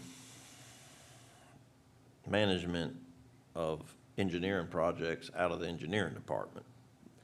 But, so, how long has that been going along since it's been moved over to the manager's office? How many years? Well, this is a recent occurrence, sir. Mm-hmm. Okay. So that might be okay, so there is some change. All right. Well, and to clarify that, the engineering department, they handle a lot of the day-to-day stuff. What I've committed to Chairman Ellis is that the manager's office will be taking more oversight of the program. Right. Well, wasn't it always assumed that the county manager's office oversights every department at Yes. all times? Yes, it is, but we're putting more emphasis on it over the last couple of years, looking at it in more detail. Okay. I've got a question for the county engineer. If she could step to the podium. So, depending on the time of the year and what's going on, your workload fluctuates beyond the traditional roads, bridges, and drainage, right? Correct. With the onslaught of SPOS money, it's been a great enhancement to the counties and the cities to do vertical projects, to build parks and build all kinds of things. And since I've been around this organization for 19 years, the engineering department has taken the lead because that's where their expertise. We don't go to the engineering department for legal advice, and we don't go to the legal advice to tell them how to build a building. So it just seems like that is a logical place to put it. So we're discussing here is, how do you have a force multiplier to your organization? So have you ever hired an outside firm to do a specific project for the benefit of the county? Yes, so, I don't know if you hear me or not. So. I think we you do might have to pick up the mic right there. I think that's what he brought it for. Something went out of there. None of them are working. Flip it on. Oh, okay. So we do have several on-call contracts. So there are engineering firms that are ready to go to work when we task them to, such as for construction inspection, construction management, even some small design. So yes, we have those contracts. So you already have the capability to get a force multiplier. Are these local engineers, or are they from out of state, or? They're local. They're local? The ones that live here and pay taxes? Yes, sir. We do have some firms that have local offices but are headquartered in Atlanta, but they are local. Okay. So you're buying local talent to help with local projects. That's really great. So, but you already incorporate doing that. What do you foresee, should this contract go through? I mean, how will this change the way you move the engineering department forward? What will be the ramifications in the day-to-day activities of the engineering department? Will you stop using our local firms because the outside firm can bring in their friends from Atlanta and Roswell and Smyrna? And that's not true.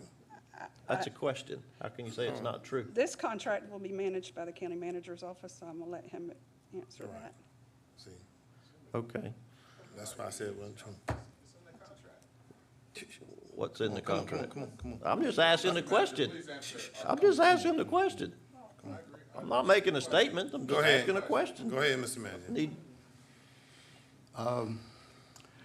As I indicated before, this whole thing came up in a discussion with the county engineer, myself, and the chairman. And the chairman was stressing the fact that we need to produce projects more efficiently, get them out faster. And at that time. I agree with that goal, by the way. So. I'm fully behind that goal. The chairman asked, the county engineer, what do we need? And she said, we need more resources. We need more resources. So, and as I indicated, either we're gonna hire additional people or we're gonna bring in additional resources. Now, my goal was to keep the county engineering staff doing what they do best, the drainage and the construction projects. Pull the vertical and the recreation and let another entity assist us in managing some of those projects. That was the ultimate goal here. So I don't see them, we're not gonna reduce any staff. I see them focusing on what they do best is what I see. Thank you. All right, let me go to Commissioner Stone. You still there? She had a hand raised. Okay, My let me get to question that. would be for, I guess, the county manager, in that if we do this and hire this group, will this free up engineering's time to work on some of our local projects, such as our drainage, that has been kind of, the more energy needs to be put towards drainage, especially in some of our low-lying communities? It should, ma'am, it should. Okay, because I mean, that's what I was told, is that if we are able to hire this firm to manage more of your vertical projects, then more emphasis can be put on some of the much-needed projects that in the past, the emphasis has not been able to be there. Okay. All right, now, I've gotten everybody on my list. I'm coming back to you. Don't worry, I'm not gonna leave you. You finished, Did my- Commissioner? Well, I just want to know if I'm correct on that. You're correct. You're correct. And to let you know, I'm the one who told you that, all right? And the manager, and it was this didn't come out the clear blue. This is nothing I made up.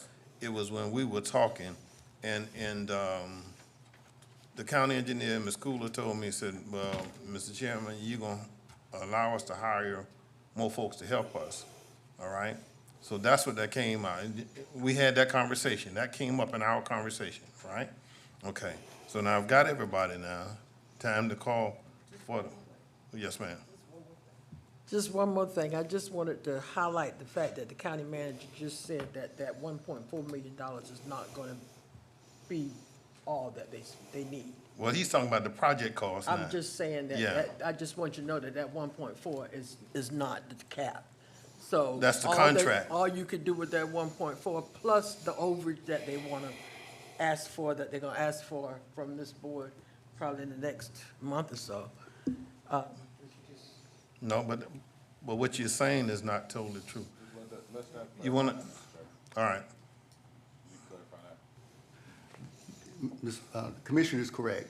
The 1.4 million right now was just For this contract. Just for the set up the framework. It's for software, a process review, and the MWB. That's what the 1.4 is. It's setting up a program for us.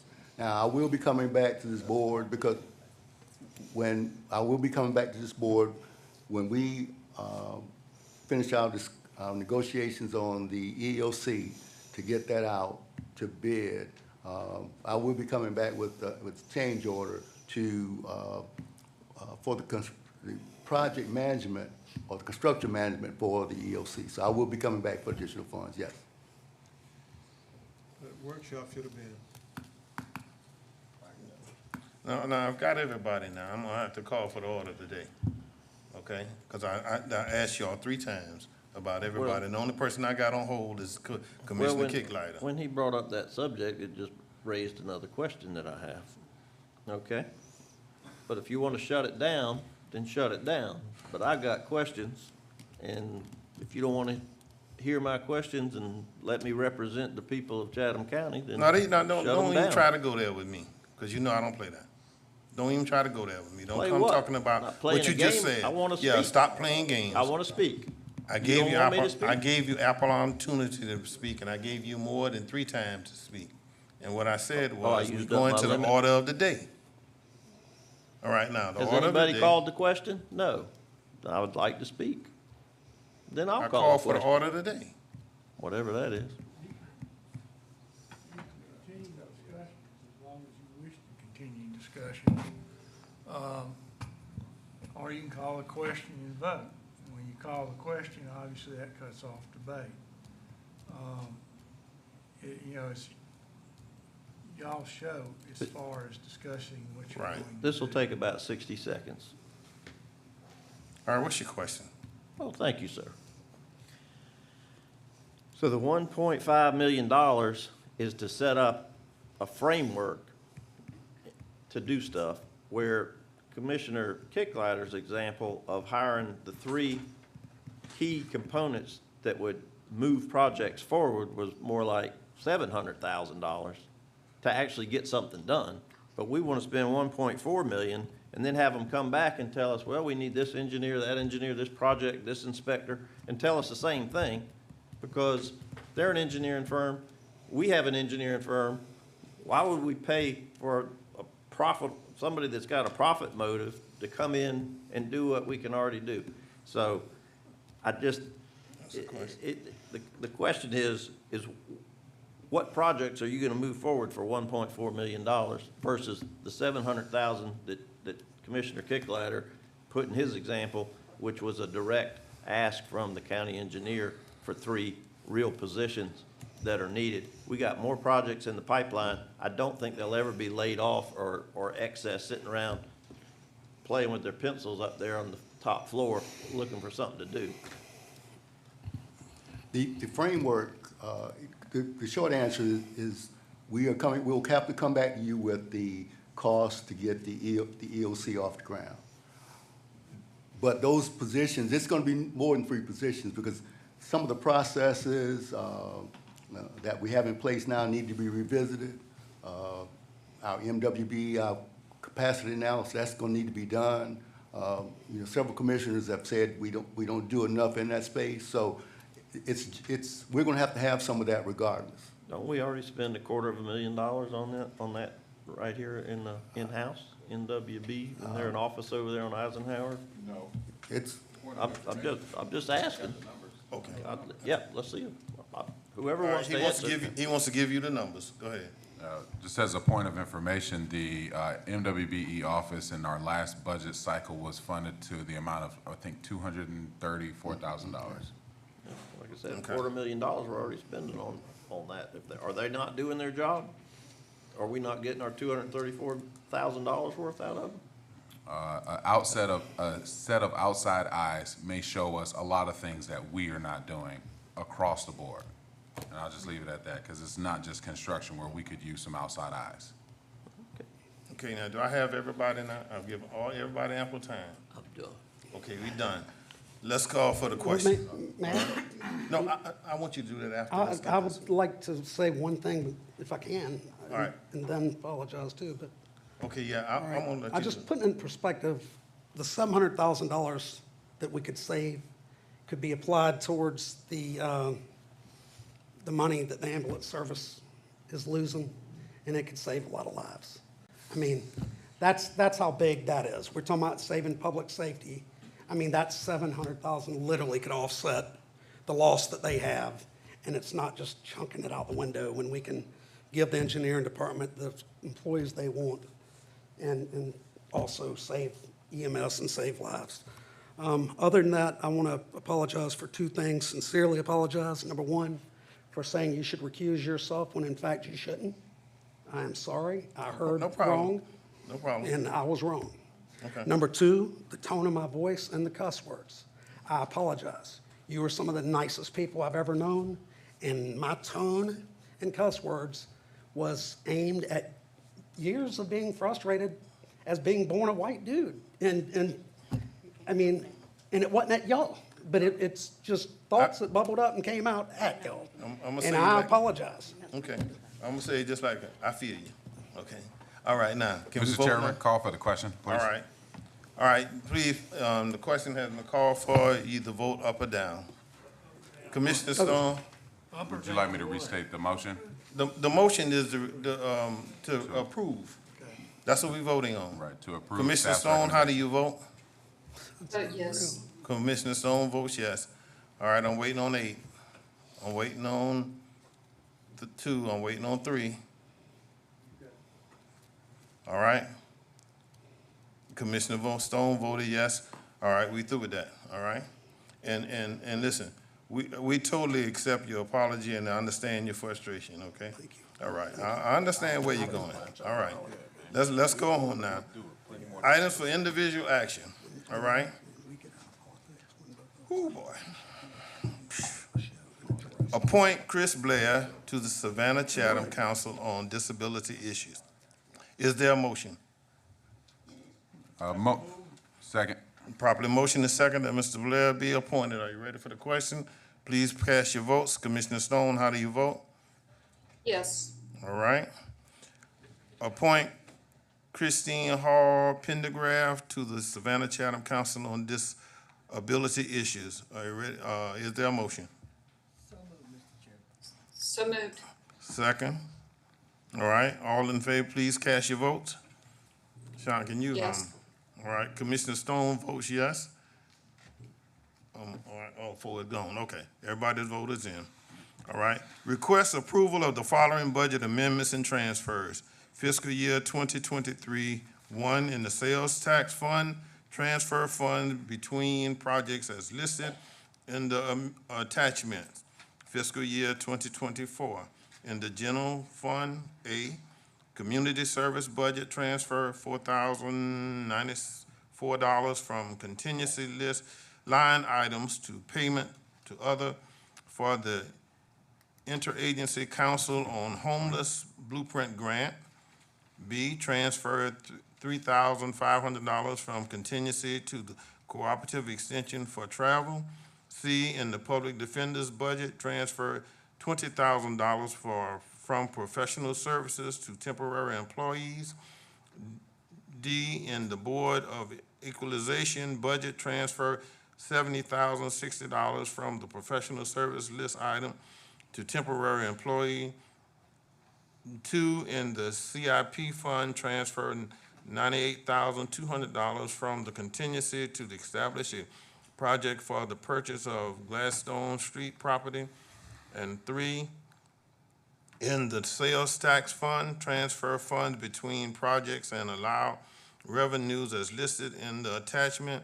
4, in the special service district, A, transfer $5,600 from SSD contingency to transfer out to multiple grant funds. B, transfer $3,000 from SSD contingency to MPC operating budget.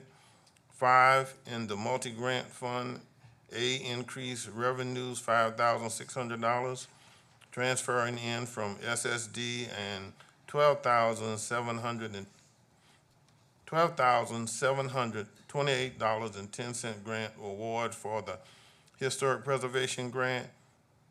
B, increase expenditures $18,328.10 in the Historic Preservation Grant. Is there a motion? Mr. Chairman, I move that we approve this with the exception of item 3 in the sales tax fund, transfer funds between projects to allocate revenue as listed in the attachment. I'd like to hold that off until we get the listing as to where those, what those funds would be reallocated for.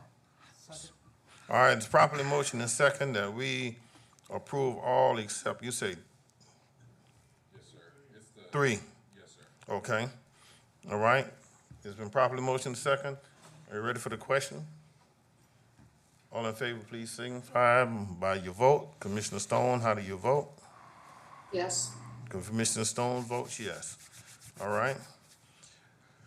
Request approval to award a $1,493,938 annual contract options to renew for 4 years, additional year, 1-year term to the United Healthcare to provide employees health care coverage. Is there a motion?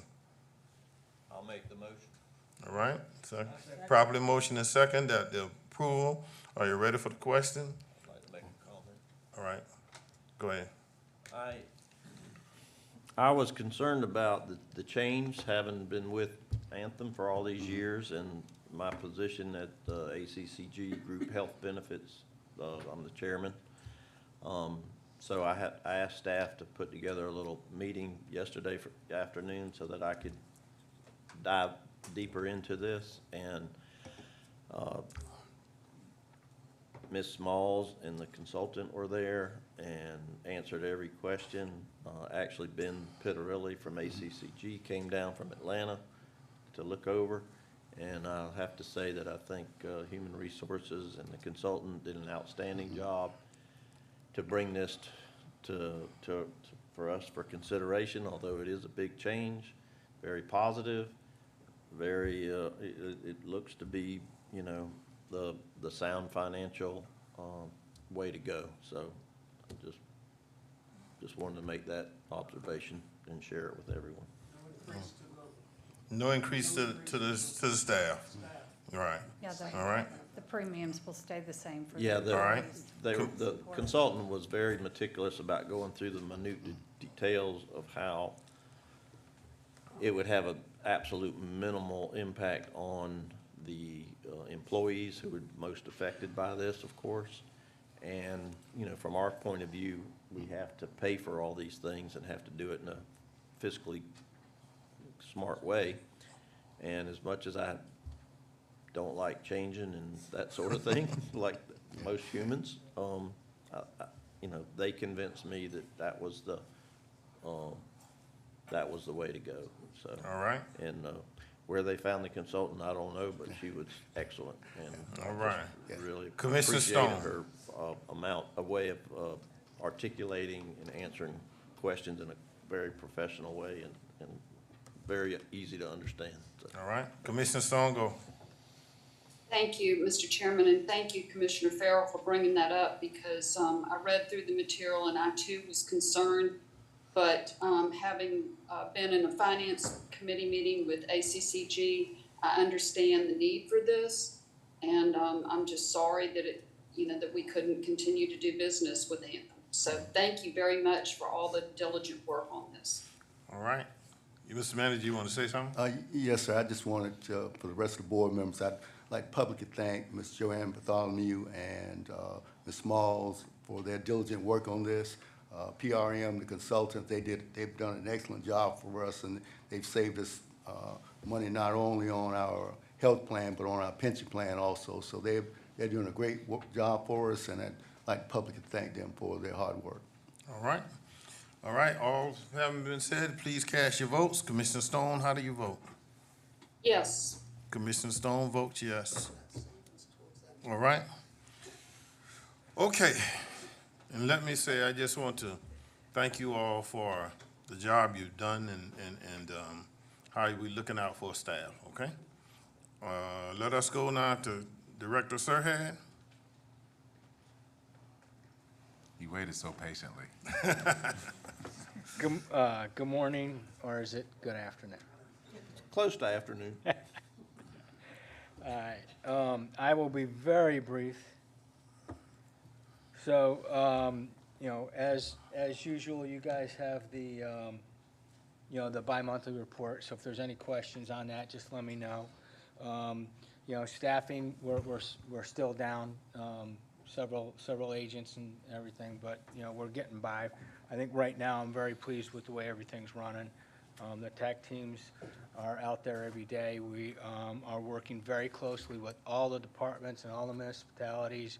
We've got some project stuff that they call us on that they need help on in different areas, and we're Johnny on the spot with that. So the working relationships are going just great. We've done several projects lately that have been very successful.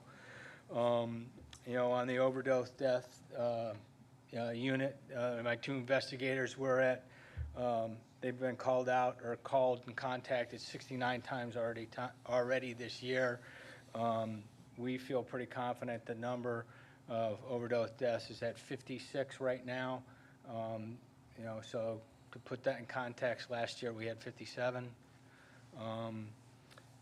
We continue to go out and do the Narcan training with all the different departments. So we got to about 450 uniform officers this year alone. I'm out quite regularly talking to churches, to the schools, whatever. I went out and talked to the New Hampstead, the whole football team.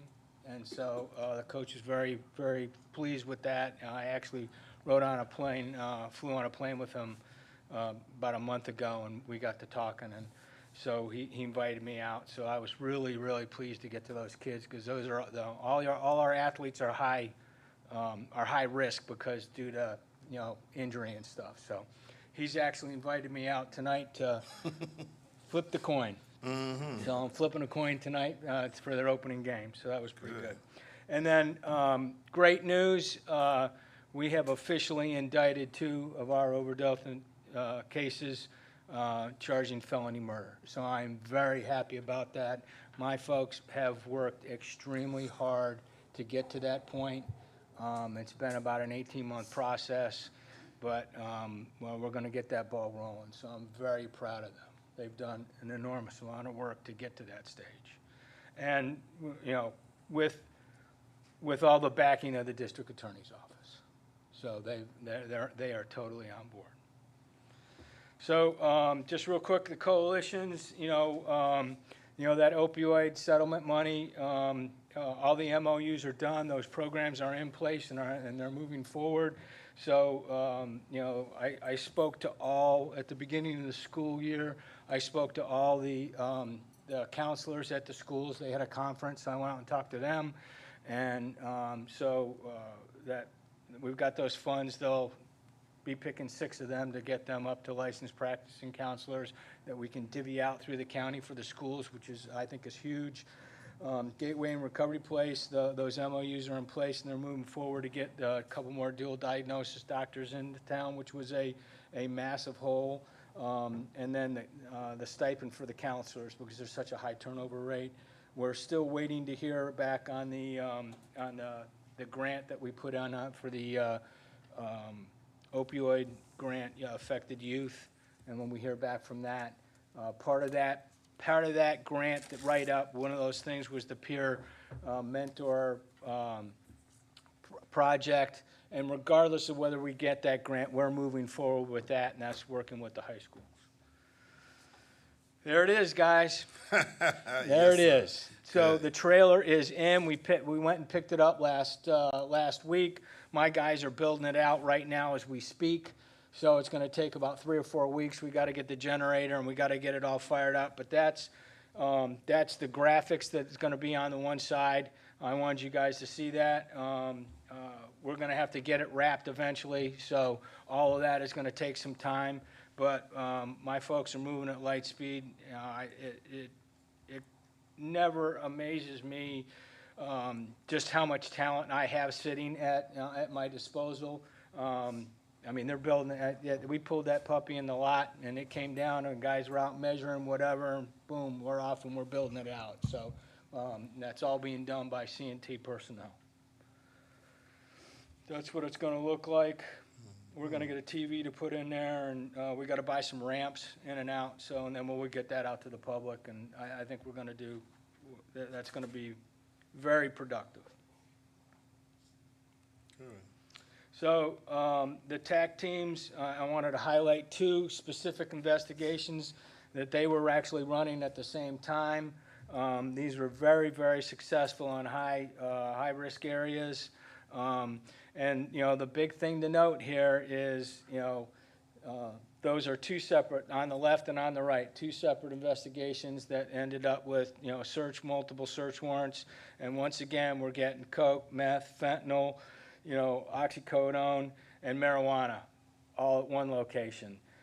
Separate investigation on a different set of crooks, methamphetamine, coke, MD, fentanyl,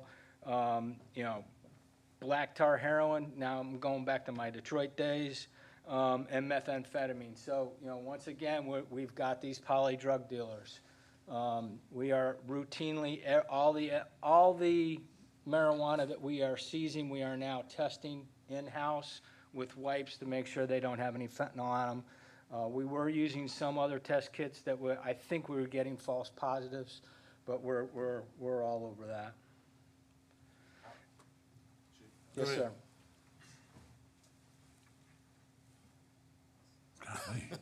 Sir, how often is the marijuana testing positive for fentanyl? Well, it was quite frequent, but we thought we were getting false positives. So we went and got some they're just wipes, just like your handy wipes, and we can wipe the stuff. And we haven't gotten only one or two, so it's not that bad. But I can tell you this, that there's a lot of times that when we're talking to folks, and especially your ER settings, that when the people are affected, right away they go, well, I was just smoking marijuana.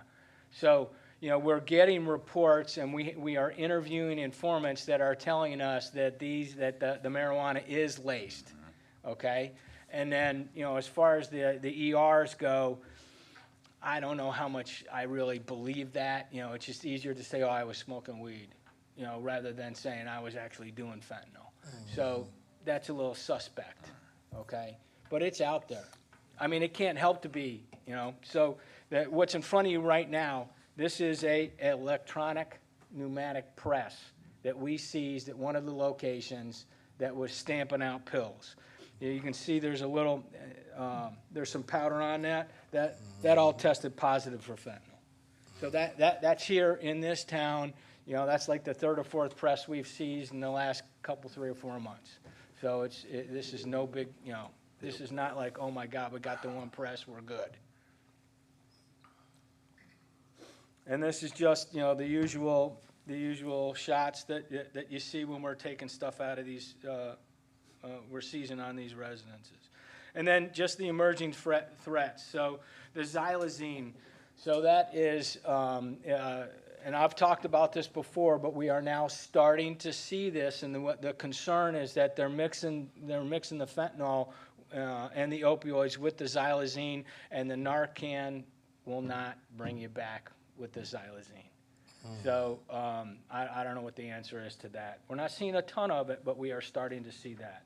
And then that U47700, we haven't seen that here, but it is coming. And then the nitazene, which is a synthetic opioid. It's just another bump up the opioid range, and that is 40 times more potent than fentanyl. And we have not seen that here locally, but my agents assisted people outside of this area, and we took off 2 kilos. And then the kratom, that is sold legally as long as you're over 18, or I think it's 18, but it's behind the, you have to show ID, but that is a plant-based product, and the problem with that is in small doses, it's more of a stimulant, but in larger doses, it has an opioid effect, and it is addictive. So I just wanted you to be aware of that. And we need to point out now, it was Commissioner Stone, after she came back from one of her conferences, that pointed out to us that kratom was here. Yes, sir. And that we needed to do something with it. And I want to catch her, because while you were talking about it, she went. Go ahead, Commissioner Stone. Thank you, Mr. Chairman. It's been brought to my attention that the same representative, I believe he was from St. Simons, is going to try to bring this up again in the state legislature to ban it. And I think it would be great if we could show our support, because everything that I've read, this is not an FDA-approved substance, and that it is problematic, it is addictive, and it can lead to other things. So anything that we can do, I think, would be really appreciated. And I think you probably would agree with us that if by the time the legislators get back in, if we wrote that resolution saying how we support, especially this kratom stuff, because it's here. It absolutely, well, it's here, it's legal, it's behind the Yeah. counter, and, you know, you know, the problem with it is, you know, you got young minds that aren't developed, and they walk into a store and they see it and it's legal, they don't, you know, they just know it's legal. Right, Now, they can't buy it, but they know it's legal, right. and so that's a problem. And that's my Well, humble opinion. yeah, but see, your opinion and Commissioner Stone's thought about the whole thing are in parallel with each other. So that's why I wanted, when you mentioned it, I wanted her to get what she was talking and the things that she's doing with the mental health and with the other addictions, all right? Go ahead. And then, you know, just the last thing, any other questions, but as soon as we get that built out, I'll either bring it down or I'll make that trailer available for you guys to go down, be one of the first ones to go through it. Good. All right, any questions from commissioners? Thank you all for what you're doing, Director Sirhead, and continue to do, and let us continue to work together to give you the support you need for getting that, because we need to know that drug addiction here is real, and it doesn't take one or two times. That you can take once, and we lose someone we love the most. All right, thank you. Thank you very much. Nobody expressed any thoughts about anything on the action calendar, so may I have a motion to accept the action calendar's entirety? So moved, Mr. Chairman. Is it Probably motion is second that the action calendar be accepted in its entirety. You ready for the question? Please cast your vote. Commissioner Stone, how do you vote? Yes. Commissioner Stone votes yes. All right, that's everyone. All right. We go to a first reader, amend to the Historic Preservation Ordinance. We just read that into the records today, and at our second reading, then we'll go through and take care of all the parts that we plan on changing and things, all right? There are no second readers, so Mr. Manager, you have information?